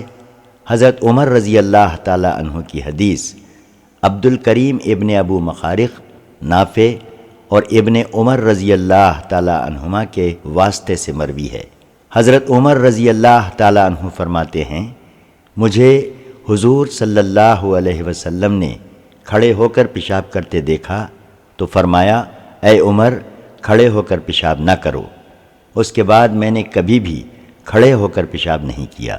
عبد الکریم بن ابو مخارق نے اس حدیث کو مرفوعاً روایت کیا ہے اور وہ محدثین کے نزدیک ضعیف ہے۔ ایوب سختیانی نے اسے ضعیف قرار دیا اور اس کے بارے میں کلام کیا۔ عبید اللہ بالواسطہ نافع حضرت ابن عمر رضی اللہ تعالی عنہ سے روایت کرتے ہیں کہ حضرت فاروق اعظم نے فرمایا، اسلام لانے کے بعد میں نے کبھی بھی کھڑے ہو کر پیشاب نہیں کیا۔ یہ حدیث عبد الکریم کی حدیث سے اصحح ہے۔ بریدہ کی حدیث اس میں غیر محفوظ ہے۔ کھڑے ہو کر پیشاب کرنے کی ممانعت تادیباً ہے، حرام نہیں۔ حضرت عبداللہ بن مسعود رضی اللہ تعالی عنہ نے فرمایا، کھڑے ہو کر پیشاب کرنا ظلم ہے۔ حضرت حذیفہ رضی اللہ تعالی عنہ سے روایت ہے، رسول اکرم صلی اللہ علیہ وسلم قوم کے ایک ڈھیر پر تشریف لائے اور اس پر کھڑے ہو کر پیشاب فرمایا۔ پھر میں آپ صلی اللہ علیہ وسلم کے وضو کے لیے پانی لایا۔ جب پیچھے ہٹنے لگا تو آپ صلی اللہ علیہ وسلم نے بلا لیا، یہاں تک کہ آپ صلی اللہ علیہ وسلم کے پیچھے آ گیا۔ آپ صلی اللہ علیہ وسلم نے وضو فرمایا اور موزوں پر مسح کیا۔ امام ترمذی فرماتے ہیں، اعمش کی روایت کی طرح منصور اور عبیدہ ضبی نے ابو وائل اور حذیفہ کے واسطے سے روایت بیان کی۔ حماد بن سلیمان اور عاصم بن بہدلہ نے بالواسطہ ابو الوائل اور حضرت مغیرہ بن شعبہ رضی اللہ تعالی عنہ سے روایت کیا۔ ابو وائل کی روایت حذیفہ کی روایت سے اصح ہے۔ بعض اہل علم نے عذر کی وجہ سے کھڑے ہو کر پیشاب کرنے کو جائز رکھا ہے۔ حضرت انس رضی اللہ تعالی عنہ سے روایت ہے، جب حضور صلی اللہ علیہ وسلم قضائے حاجت کا ارادہ فرماتے تو جب تک زمین کے قریب نہ ہو جاتے کپڑا نہ اٹھاتے۔ امام ترمذی فرماتے ہیں اس حدیث کو اسی طرح محمد بن ربیہ نے بالواسطہ اعمش حضرت انس رضی اللہ تعالی عنہ سے روایت کیا۔ وکیع اور رحمانی نے بالواسطہ اعمش حضرت ابن عمر رضی اللہ تعالی عنہ سے روایت کیا کہ آن حضرت صلی اللہ علیہ وسلم قضائے حاجت کے وقت جب تک زمین کے قریب نہ ہو جاتے کپڑا نہ اٹھاتے۔ دونوں حدیث مرسل ہیں۔ کہا جاتا ہے اعمش نے نہ تو حضرت انس سے کوئی روایت سنی اور نہ ہی کسی دوسرے صحابی سے سماع کیا۔ اعمش کہتے ہیں میں نے حضرت انس رضی اللہ تعالی عنہ کو نماز پڑھتے دیکھا، پھر انہوں نے ان کی نماز کو بھی بیان کیا۔ اعمش کا نام سلیمان بن مہران ہے، ابو محمد کاہلی ان کے مولا تھے۔ اعمش کہتے ہیں میرے باپ کو بچپن میں اپنے شہر سے لایا گیا اور حضرت مسروق نے ان کو اپنا وارث بنایا۔ حضرت عبداللہ بن ابی قتادہ اپنے والد سے راوی ہیں کہ نبی کریم صلی اللہ علیہ وسلم نے شرمگاہ کو دایاں ہاتھ لگانے سے منع فرمایا۔ اس باب میں حضرت عائشہ، سلمان، ابو ہریرہ اور سہل بن حنیف رضی اللہ عنہم سے بھی روایات مذکور ہیں۔ امام ترمذی فرماتے ہیں یہ حدیث حسن صحیح ہے۔ ابو قتادہ کا نام حارث بن ربیع ہے۔ اس حدیث پر علماء کا عمل یوں ہے کہ دائیں ہاتھ سے استنجا مکروہ ہے۔ عبد الرحمن بن یزید سے روایت ہے حضرت سلمان رضی اللہ تعالی عنہ سے کہا گیا تمہارے نبی نے تمہیں ہر بات سکھائی حتیٰ کہ قضائے حاجت کا طریقہ بھی بتایا۔ آپ نے فرمایا ہاں، ہمیں حضور صلی اللہ علیہ وسلم نے پاخانہ اور پیشاب کے وقت قبلہ رخ ہو کر بیٹھنے سے منع فرمایا۔ دائیں ہاتھ سے استنجا کرنے 3 پتھروں سے کم نیز گوبر اور ہڈی کے ساتھ استنجا کرنے سے منع فرمایا۔ اس باب میں حضرت عائشہ، قزیمہ بن ثابت، جابر، قلاد بن صائب، بالواسطہ صائب سے بھی روایات مذکور ہیں۔ امام ترمذی فرماتے ہیں حضرت سلمان کی حدیث حسن صحیح ہے اور حضور صلی اللہ علیہ وسلم کے اکثر صحابہ کرام اور تابعین کا یہی قول ہے کہ صرف پتھر سے بھی استنجا جائز ہے، اگرچہ پانی استعمال نہ کرے جبکہ پاخانے اور پیشاب کا اثر زائل ہو جائے۔ سفیان ثوری، ابن مبارک، شافعی، احمد اور اسحاق رحم اللہ کا بھی یہی قول ہے۔ حضرت عبداللہ رضی اللہ عنہ سے مروی ہے رسول اللہ صلی اللہ علیہ وسلم قضائے حاجت کے لیے باہر تشریف لے گئے تو آپ صلی اللہ علیہ وسلم نے مجھے فرمایا میرے لیے 3 ڈھیلے تلاش کرو۔ فرماتے ہیں میں 2 پتھر اور لید کا ایک ٹکڑا لے کر حاضر خدمت ہوا۔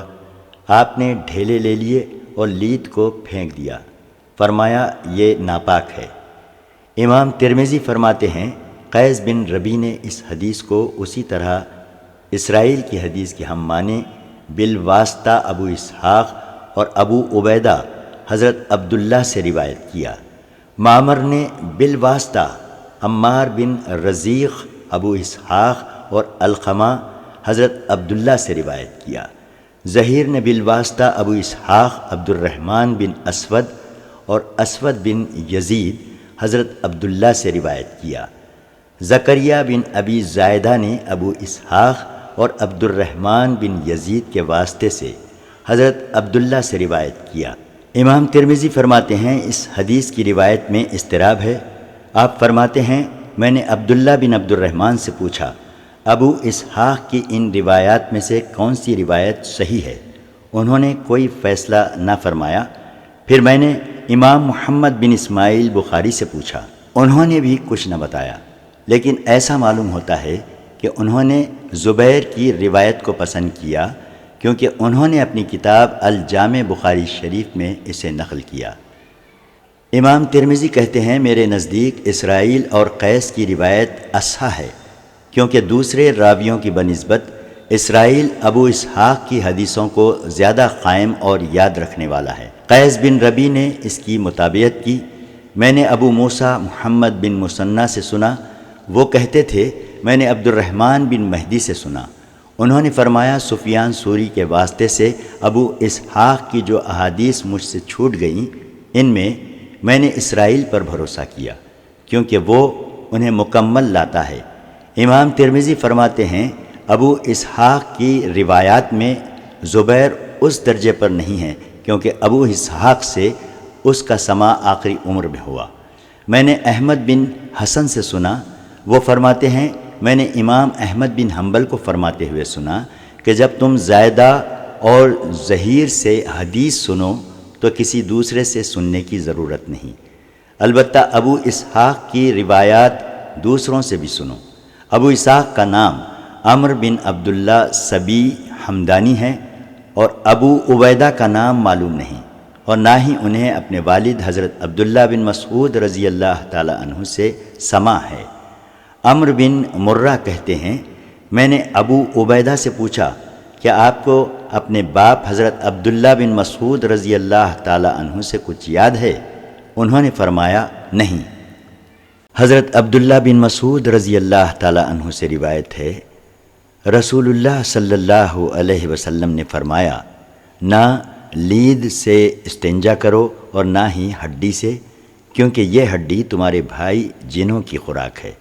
اس باب میں حضرت ابو ہریرہ، سلمان، بابر اور ابن عمر رضی اللہ عنہم سے بھی روایات مذکور ہیں۔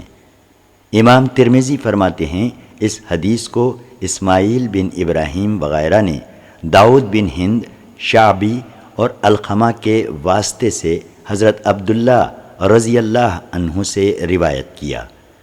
وہ فرماتے ہیں لیلۃ الجن کے موقع پر میں حضور صلی اللہ علیہ وسلم کے ساتھ تھا، آگے طویل حدیث ہے۔ شعبی کہتے ہیں رسول اکرم صلی اللہ علیہ وسلم نے فرمایا لید سے استنجا نہ کرو اور نہ ہی ہڈی سے، کیونکہ وہ تمہارے بھائی جنوں کی خوراک ہے۔ اسماعیل کی روایت حفص بن غیاث کی روایت سے اصحا ہے۔ علماء کا اس حدیث پر عمل ہے اور اس باب میں حضرت جابر اور ابن عمر رضی اللہ عنہم سے بھی روایات ہیں۔ حضرت عائشہ رضی اللہ تعالی عنہا فرماتی ہیں اے مسلمان عورتوں اپنے خاوندوں کو پانی سے استنجا کرنے کا کہو، مجھے ان سے کہتے ہوئے شرم آتی ہے۔ حضور صلی اللہ علیہ وسلم پانی سے استنجا فرمایا کرتے تھے۔ اس باب میں جریر بن عبداللہ بجلی، انس اور ابو ہریرہ رضی اللہ عنہم سے بھی روایات مذکور ہیں۔ امام ترمذی فرماتے ہیں یہ حدیث حسن صحیح ہے اور اس پر علماء کا عمل ہے کہ وہ پانی سے استنجا کو پسند کرتے ہیں، اگرچہ ان کے نزدیک صرف ڈھیلوں سے بھی استنجا جائز ہے۔ وہ پانی سے استنجا کرنا پسند کرتے ہیں اور اسے افضل جانتے ہیں۔ سفیان ثوری، ابن مبارک، شافعی، احمد اور اسحاق رحمہم اللہ کا یہی قول ہے۔ امام ابو حنیفہ رحمۃ اللہ علیہ کا مسلک بھی یہی ہے۔ حضرت مغیرہ بن شعبہ رضی اللہ عنہ فرماتے ہیں میں ایک سفر میں رسول اکرم صلی اللہ علیہ وسلم کے ہمراہ تھا۔ آپ صلی اللہ علیہ وسلم نے قضائے حاجت کی ضرورت محسوس فرمائی تو دور تشریف لے گئے۔ اس باب میں عبد الرحمن بن ابی قراد، ابو قتادہ، بابر، یحییٰ بن عبید اللہ، بالواسطہ ان کے والد ابو موسیٰ، ابن عباس اور بلال بن حارث رضی اللہ عنہم سے بھی روایات مذکور ہیں۔ امام ترمذی فرماتے ہیں یہ حدیث حسن صحیح ہے۔ روایت ہے کہ رسول اکرم صلی اللہ علیہ وسلم پیشاب کے لیے ایسے ہی نرم جگہ تلاش فرماتے جیسے پڑاؤ کے لیے نرم و خوشگوار مکان تلاش فرماتے۔ ابو سلمہ کا نام عبداللہ بن عبد الرحمن بن عوف زہری ہے۔ حضرت عبداللہ بن مغفل رضی اللہ تعالی عنہ سے روایت ہے نبی پاک صلی اللہ علیہ وسلم نے غسل خانے میں پیشاب کرنے سے منع فرمایا اور فرمایا کہ عام شبہات اسی سے پیدا ہوتے ہیں۔ اس باب میں ایک اور صحابی سے بھی روایت ہے۔ امام ترمذی فرماتے ہیں یہ حدیث غریب ہے، ہم اس کو مرفوعاً صرف اشعث بن عبداللہ کی حدیث سے پہچانتے ہیں۔ انہیں اشعث اعمى کہا جاتا ہے۔ علماء کے ایک طبقے نے غسل خانے میں پیشاب کرنے کو مکروہ کہا اور کہا کہ اس سے شبہات پیدا ہوتے ہیں، اور بعض علماء جیسے ابن سیرین وغیرہ نے اس کی اجازت دی ہے۔ حضرت ابن سیرین سے کہا گیا کہ عام وساوس اس سے پیدا ہوتے ہیں، تو انہوں نے فرمایا ہمارا رب اللہ ہے، اس کا کوئی شریک نہیں۔ ابن مبارک فرماتے ہیں اگر غسل خانے میں پانی جاری ہو تو اس میں پیشاب کی گنجائش ہے۔ ابو عیسیٰ فرماتے ہیں یہ بات ہم سے احمد بن عبدہ املی نے بالواسطہ حبان عبداللہ بن مبارک سے بیان کی۔ حضرت ابو ہریرہ رضی اللہ تعالی عنہ سے روایت ہے، رسول اکرم صلی اللہ علیہ وسلم نے فرمایا اگر میں اپنی امت پر گرا نہ سمجھتا تو انہیں ہر نماز کے ساتھ مسواک کرنے کا حکم دیتا۔ امام ترمذی فرماتے ہیں اس حدیث کو محمد بن اسحاق نے بالواسطہ محمد بن ابراہیم اور ابو سلمہ زید بن خالد سے روایت کیا۔ ابو سلمہ کی دونوں روایتیں حضرت ابو ہریرہ اور زید بن خالد سے میرے نزدیک صحیح ہیں، کیونکہ کئی طرق سے یہ حدیث حضرت ابو ہریرہ رضی اللہ تعالی عنہ سے مروی ہے، اس لیے اسے صحیح قرار دیا گیا۔ امام بخاری کے خیال میں زید بن خالد سے ابو سلمہ کی روایت اصح ہے۔ اس باب میں حضرت ابو بکر صدیق، حضرت علی، عائشہ، ابن عباس، حذیفہ، زید بن خالد، انس، عبداللہ بن عمر، ام حبیبہ، ابن عمر، ابو امامہ، ایوب، تمام بن عباس، عبداللہ بن حنظلہ، ام سلمہ، واصلہ اور ابو موسیٰ رضی اللہ عنہم سے بھی روایات مذکور ہیں۔ حضرت زید بن جوہنی رضی اللہ تعالی عنہ سے روایت ہے، فرماتے ہیں میں نے رسول کریم صلی اللہ علیہ وسلم سے سنا، آپ صلی اللہ علیہ وسلم نے فرمایا اگر میں اپنی امت پر بھاری نہ سمجھتا تو انہیں ہر نماز کے لیے مسواک کرنے کا حکم دیتا اور عشاء کی نماز کو رات کی 1/3 تک دیر سے پڑھتا۔ ابو سلمہ کہتے ہیں اس کے بعد حضرت زید بن خالد مسجد میں نماز پڑھنے آتے تو مسواک ان کے کان پر اس جگہ رکھی ہوتی جہاں کاتب قلم رکھتے ہیں۔ آپ ہر نماز کے لیے مسواک کرتے پھر اسے وہاں ہی رکھ دیتے۔ امام ترمذی فرماتے ہیں یہ حدیث حسن صحیح ہے۔ حضرت ابو ہریرہ رضی اللہ تعالی عنہ سے روایت ہے، نبی کریم صلی اللہ علیہ وسلم نے فرمایا جب تک تم میں سے کوئی نیند سے بیدار ہو تو برتن میں ہاتھ نہ ڈالے جب تک کہ 2 یا 3 مرتبہ دھو نہ لے، کیونکہ وہ نہیں جانتا کہ اس کے ہاتھوں نے رات کہاں گزاری ہے۔ اس باب میں حضرت ابن عمر، جابر اور عائشہ رضی اللہ عنہم سے بھی روایات ہیں۔ امام ترمذی فرماتے ہیں یہ حدیث حسن صحیح ہے۔ امام شافعی فرماتے ہیں جو شخص بھی نیند سے بیدار ہو، چاہے خیل اللہ ہو یا دوسری کوئی نیند، دھونے سے پہلے ہاتھ وضو کے برتن میں نہ ڈالے۔ اگر دھونے سے پہلے ڈالے گا تو یہ مکروہ ہے، لیکن پانی خراب نہیں ہوگا بشرطے کہ اس کے ہاتھوں پر نجاست نہ ہو۔ امام احمد بن حنبل فرماتے ہیں اگر رات کو سو کر اٹھا اور دھوئے بغیر ہاتھ پانی میں ڈال دیے تو اس پانی کا گرا دینا مناسب ہے۔ اسحاق فرماتے ہیں رات ہو یا دن جب بیدار ہو دھونے سے پہلے ہاتھ برتن میں نہ ڈالے۔ رباح بن عبد الرحمن بن سفیان بن قویتب بالواسطہ اپنی دادی ان کے والد سے روایت کرتے ہیں، فرماتے ہیں میں نے حضور صلی اللہ علیہ وسلم سے سنا، آپ صلی اللہ علیہ وسلم نے فرمایا اس شخص کا وضو کامل نہیں جس نے بسم اللہ نہ پڑھی۔ اس باب میں حضرت عائشہ، ابو ہریرہ، ابو سعید خدری، سہل بن سعد اور انس رضی اللہ عنہم سے بھی روایات مذکور ہیں۔ امام ترمذی فرماتے ہیں امام احمد کا قول ہے کہ اس باب میں مجھے کوئی ایسی حدیث معلوم نہیں جس کی سند جید ہو۔ امام اسحاق فرماتے ہیں جان بوجھ کر بسم اللہ چھوڑنے سے وضو لوٹایا جائے، بھول کر چھوڑنے سے وضو جائز ہے۔ محمد بن اسماعیل بخاری فرماتے ہیں اس باب میں رباح بن عبد الرحمن کی حدیث احسن ہے۔ امام ترمذی فرماتے ہیں رباح بن عبد الرحمن کی وہ روایت مراد ہے جو انہوں نے اپنی دادی کے واسطے سے ان کے والد سعید بن زید بن عمرو بن نفیل سے روایت کی ہے۔ ابو ثقال مری کا نام ثمامہ بن حسین ہے۔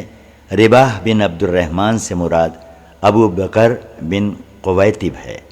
بعض رواہ نے اس حدیث کو روایت کرتے ہوئے ان کی نسبت دادا کی طرف کی اور کہا ان ابو بکر بن قویتب۔ حضرت سلمہ بن قیس رضی اللہ تعالی عنہ سے روایت ہے رسول کریم صلی اللہ علیہ وسلم نے فرمایا وضو کرتے وقت ناک جھاڑو اور استنجا کے لیے طاق ڈھیلے استعمال کرو۔ اس باب میں حضرت عثمان، لقید بن سبیرہ ابن عباس، مقدام بن مادی کرب، وائل بن حجر اور ابو ہریرہ رضی اللہ تعالی عنہم سے بھی روایات مذکور ہیں۔ امام ترمذی فرماتے ہیں سلمہ بن قیس کی حدیث صحیح ہے۔ کلی اور ناک میں پانی نہ ڈالنے کے بارے میں علماء کا اختلاف ہے۔ ایک گروہ کے نزدیک وضو میں ان دونوں کو چھوڑنے سے نماز کا اعادہ ہے، اور وہ وضو اور جنابت دونوں میں ان کا حکم یکساں بیان کرتے ہیں۔ ابن ابی لیلہ، عبداللہ بن مبارک، امام احمد، امام اسحاق کا بھی یہی قول ہے۔ امام احمد فرماتے ہیں کلی کرنے سے ناک میں پانی ڈالنے کی زیادہ تاکید ہے۔ امام ترمذی فرماتے ہیں بعض علماء کے نزدیک جنابت میں لوٹائے، وضو میں نہ لوٹائے۔ سفیان ثوری اور بعض اہل کوفہ، حضرت امام ابو حنیفہ اور ان کے متبعین کا یہی مسلک ہے۔ ایک جماعت کے نزدیک نہ وضو میں لوٹائے اور نہ ہی غسل جنابت میں، کیونکہ یہ سنت رسول صلی اللہ علیہ وسلم ہے۔ لہٰذا جو ان دونوں کو وضو میں چھوڑے چاہے غسل جنابت میں، اس پر نماز کا اعادہ نہیں۔ یہ قول امام مالک اور امام شافعی کا ہے۔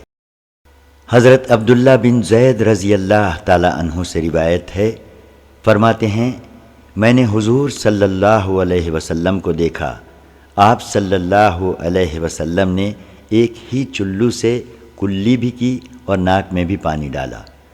آپ صلی اللہ علیہ وسلم نے 3 مرتبہ ایسا کیا۔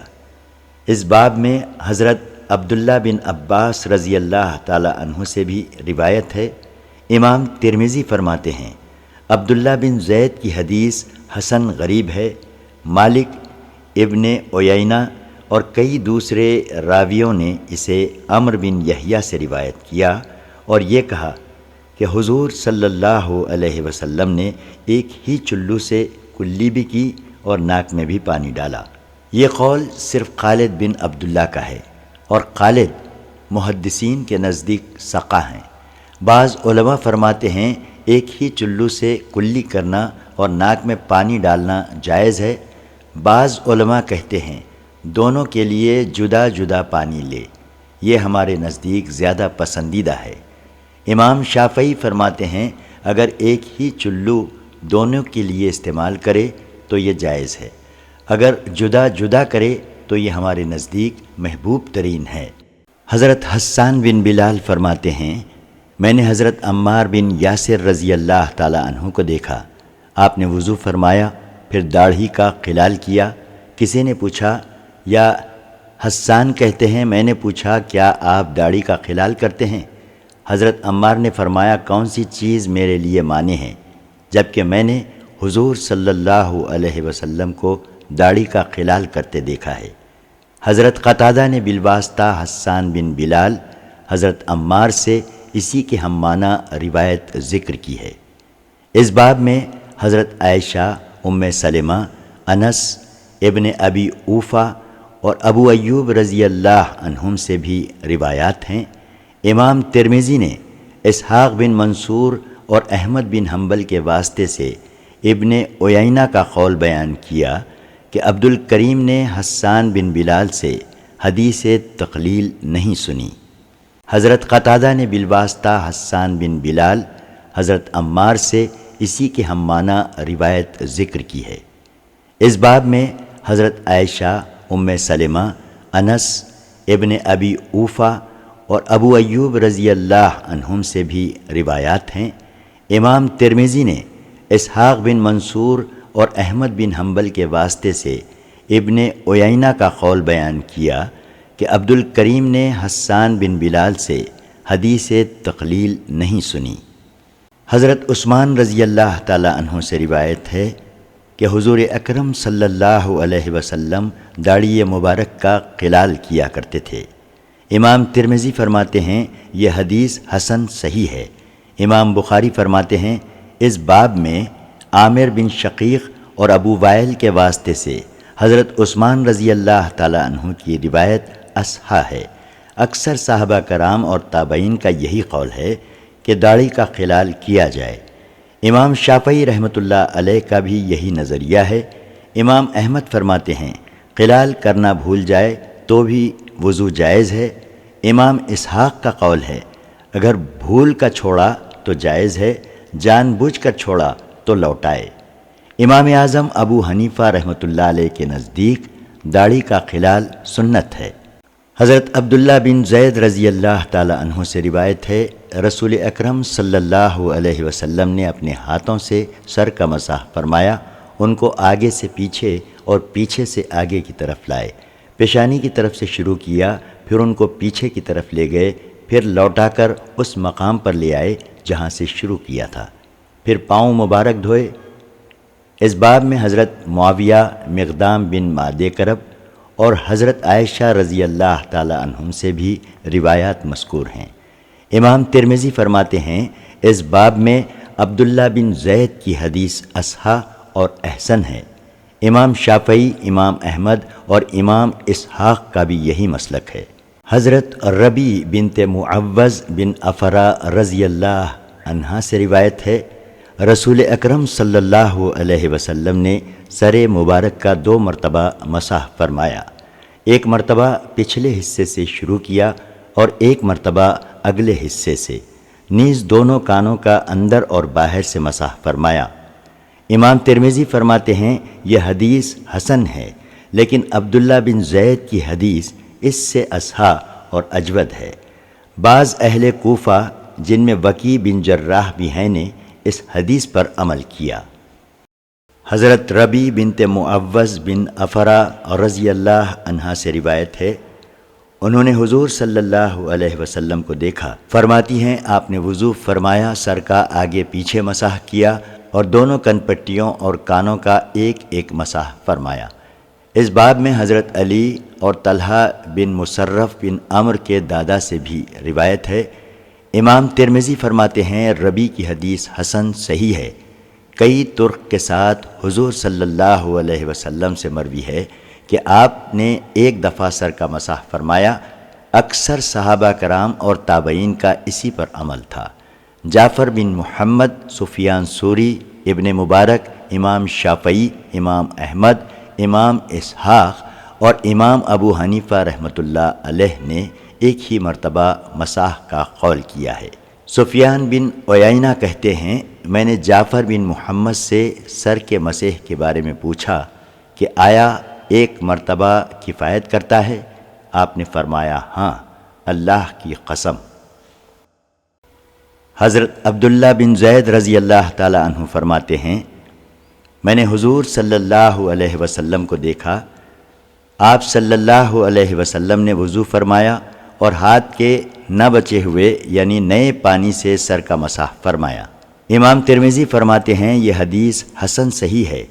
ابن لہیہ نے اس حدیث کو حبان بن واسع نے بالواسطہ ان کے والد عبداللہ بن زید سے روایت کیا کہ نبی کریم صلی اللہ علیہ وسلم نے وضو فرمایا اور اس پانی سے سر کا مسح کیا جو ہاتھوں کا بچا ہوا نہ تھا۔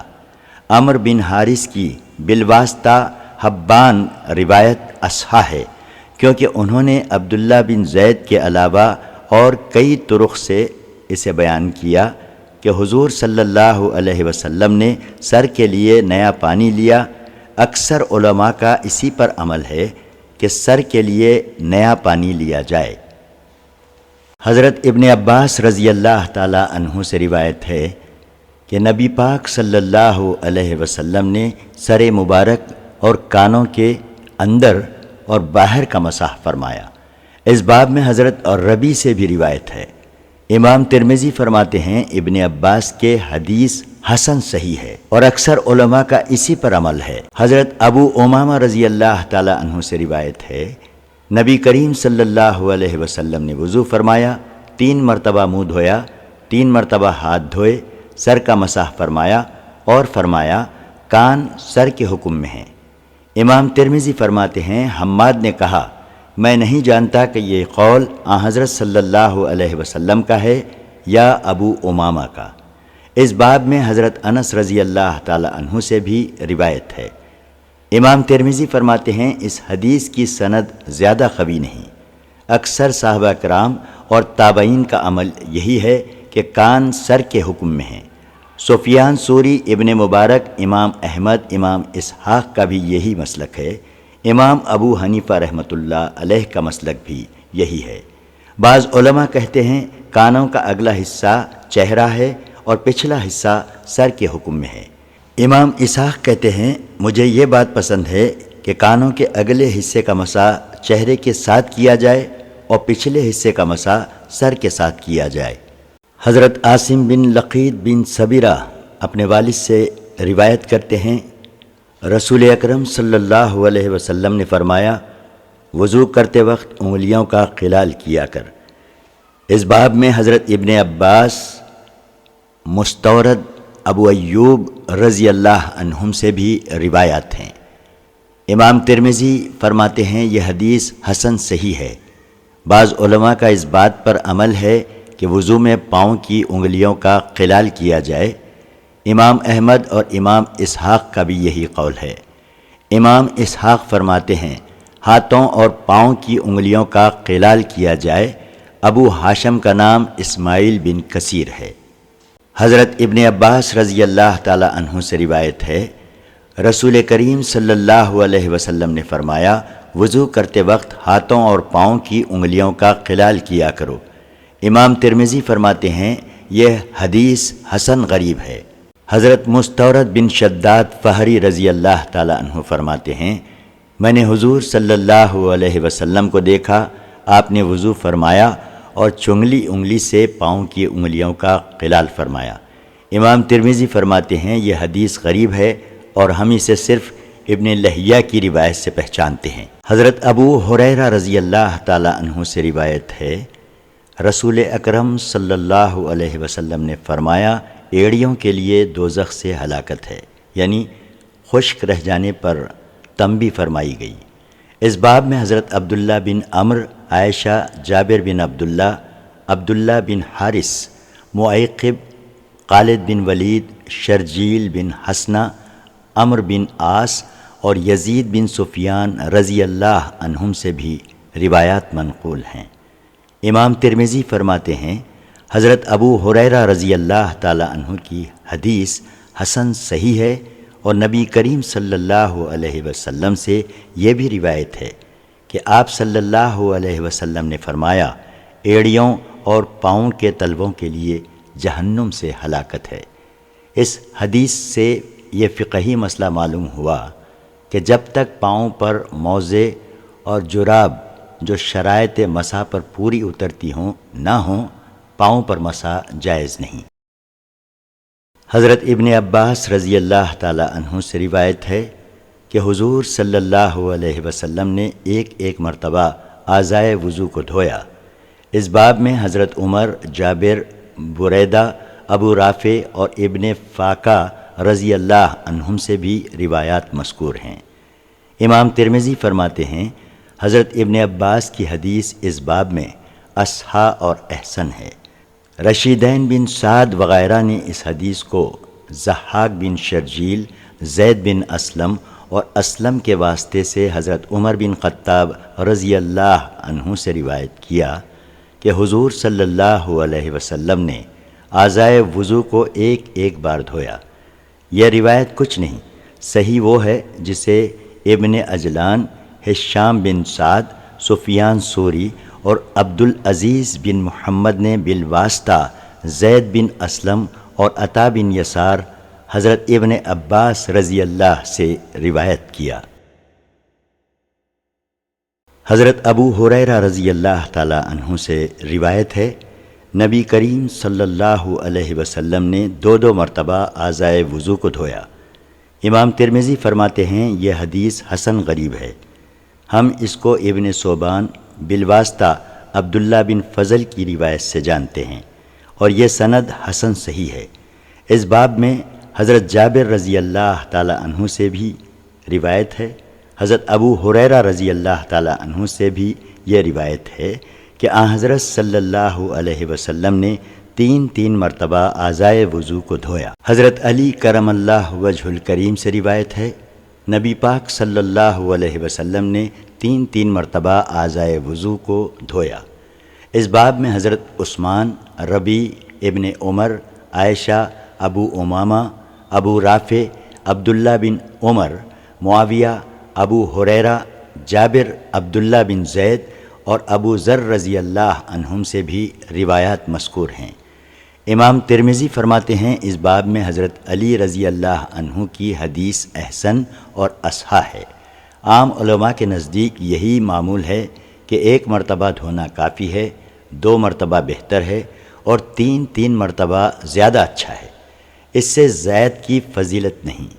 ابن مبارک فرماتے ہیں جو اس سے زیادہ مرتبہ دھوئے اس کو گناہ سے امن نہیں۔ امام احمد اور امام اسحاق فرماتے ہیں ایسا صرف مجنون ہی کر سکتا ہے۔ ثابت بن ابی صفیہ سے روایت ہے، فرماتے ہیں میں نے ابو جعفر سے پوچھا کیا حضرت جابر رضی اللہ تعالی عنہ نے تجھ سے حدیث بیان کی کہ نبی کریم صلی اللہ علیہ وسلم نے کبھی ایک بار، کبھی 2 اور کبھی 3 بار اعضائے وضو کو دھویا؟ انہوں نے فرمایا ہاں۔ امام ترمذی فرماتے ہیں وکی نے یہ حدیث ثابت بن ابی صفیہ سے روایت کی۔ وہ فرماتے ہیں میں نے حضرت ابو جعفر سے پوچھا کیا تم سے حضرت جابر رضی اللہ تعالی عنہ نے بیان کیا کہ حضور صلی اللہ علیہ وسلم نے ایک مرتبہ اعضائے وضو کو دھویا؟ انہوں نے فرمایا ہاں۔ یہی حدیث حناد اور قتیبہ نے وکی اور ثابت کے واسطے سے بیان کی، اور یہ حدیث شریک کی حدیث سے اصحح ہے، کیونکہ یہ حضرت ثابت سے کئی طرق سے وکی کی روایت کے ہمان مروی ہے۔ شریک کثیر الغلط ہے، اور ثابت بن ابی صفیہ سے مراد ابو حمزہ سمالی ہے۔ حضرت عبداللہ بن زید رضی اللہ تعالی عنہ سے روایت ہے، نبی کریم صلی اللہ علیہ وسلم نے وضو فرمایا تو چہرے اقدس کو 3 مرتبہ دھویا، ہاتھوں کو 2 مرتبہ دھویا، سر کا مسح کیا اور پاؤں مبارک دھوئے۔ امام ترمذی فرماتے ہیں یہ حدیث حسن صحیح ہے۔ دوسری روایات میں ہے کہ نبی پاک صلی اللہ علیہ وسلم نے بعض اعضاء کو 1 مرتبہ اور بعض کو 3 مرتبہ دھویا۔ بعض علماء نے اس میں رخصت دی ہے، اور وہ بعض اعضاء کو 1 بار اور بعض کو 3 بار دھونے میں کوئی حرج نہیں سمجھتے۔ 1 بار دھونے سے بھی وضو ہو جاتا ہے، لیکن تمام اعضاء 3 بار دھونا سنت ہے۔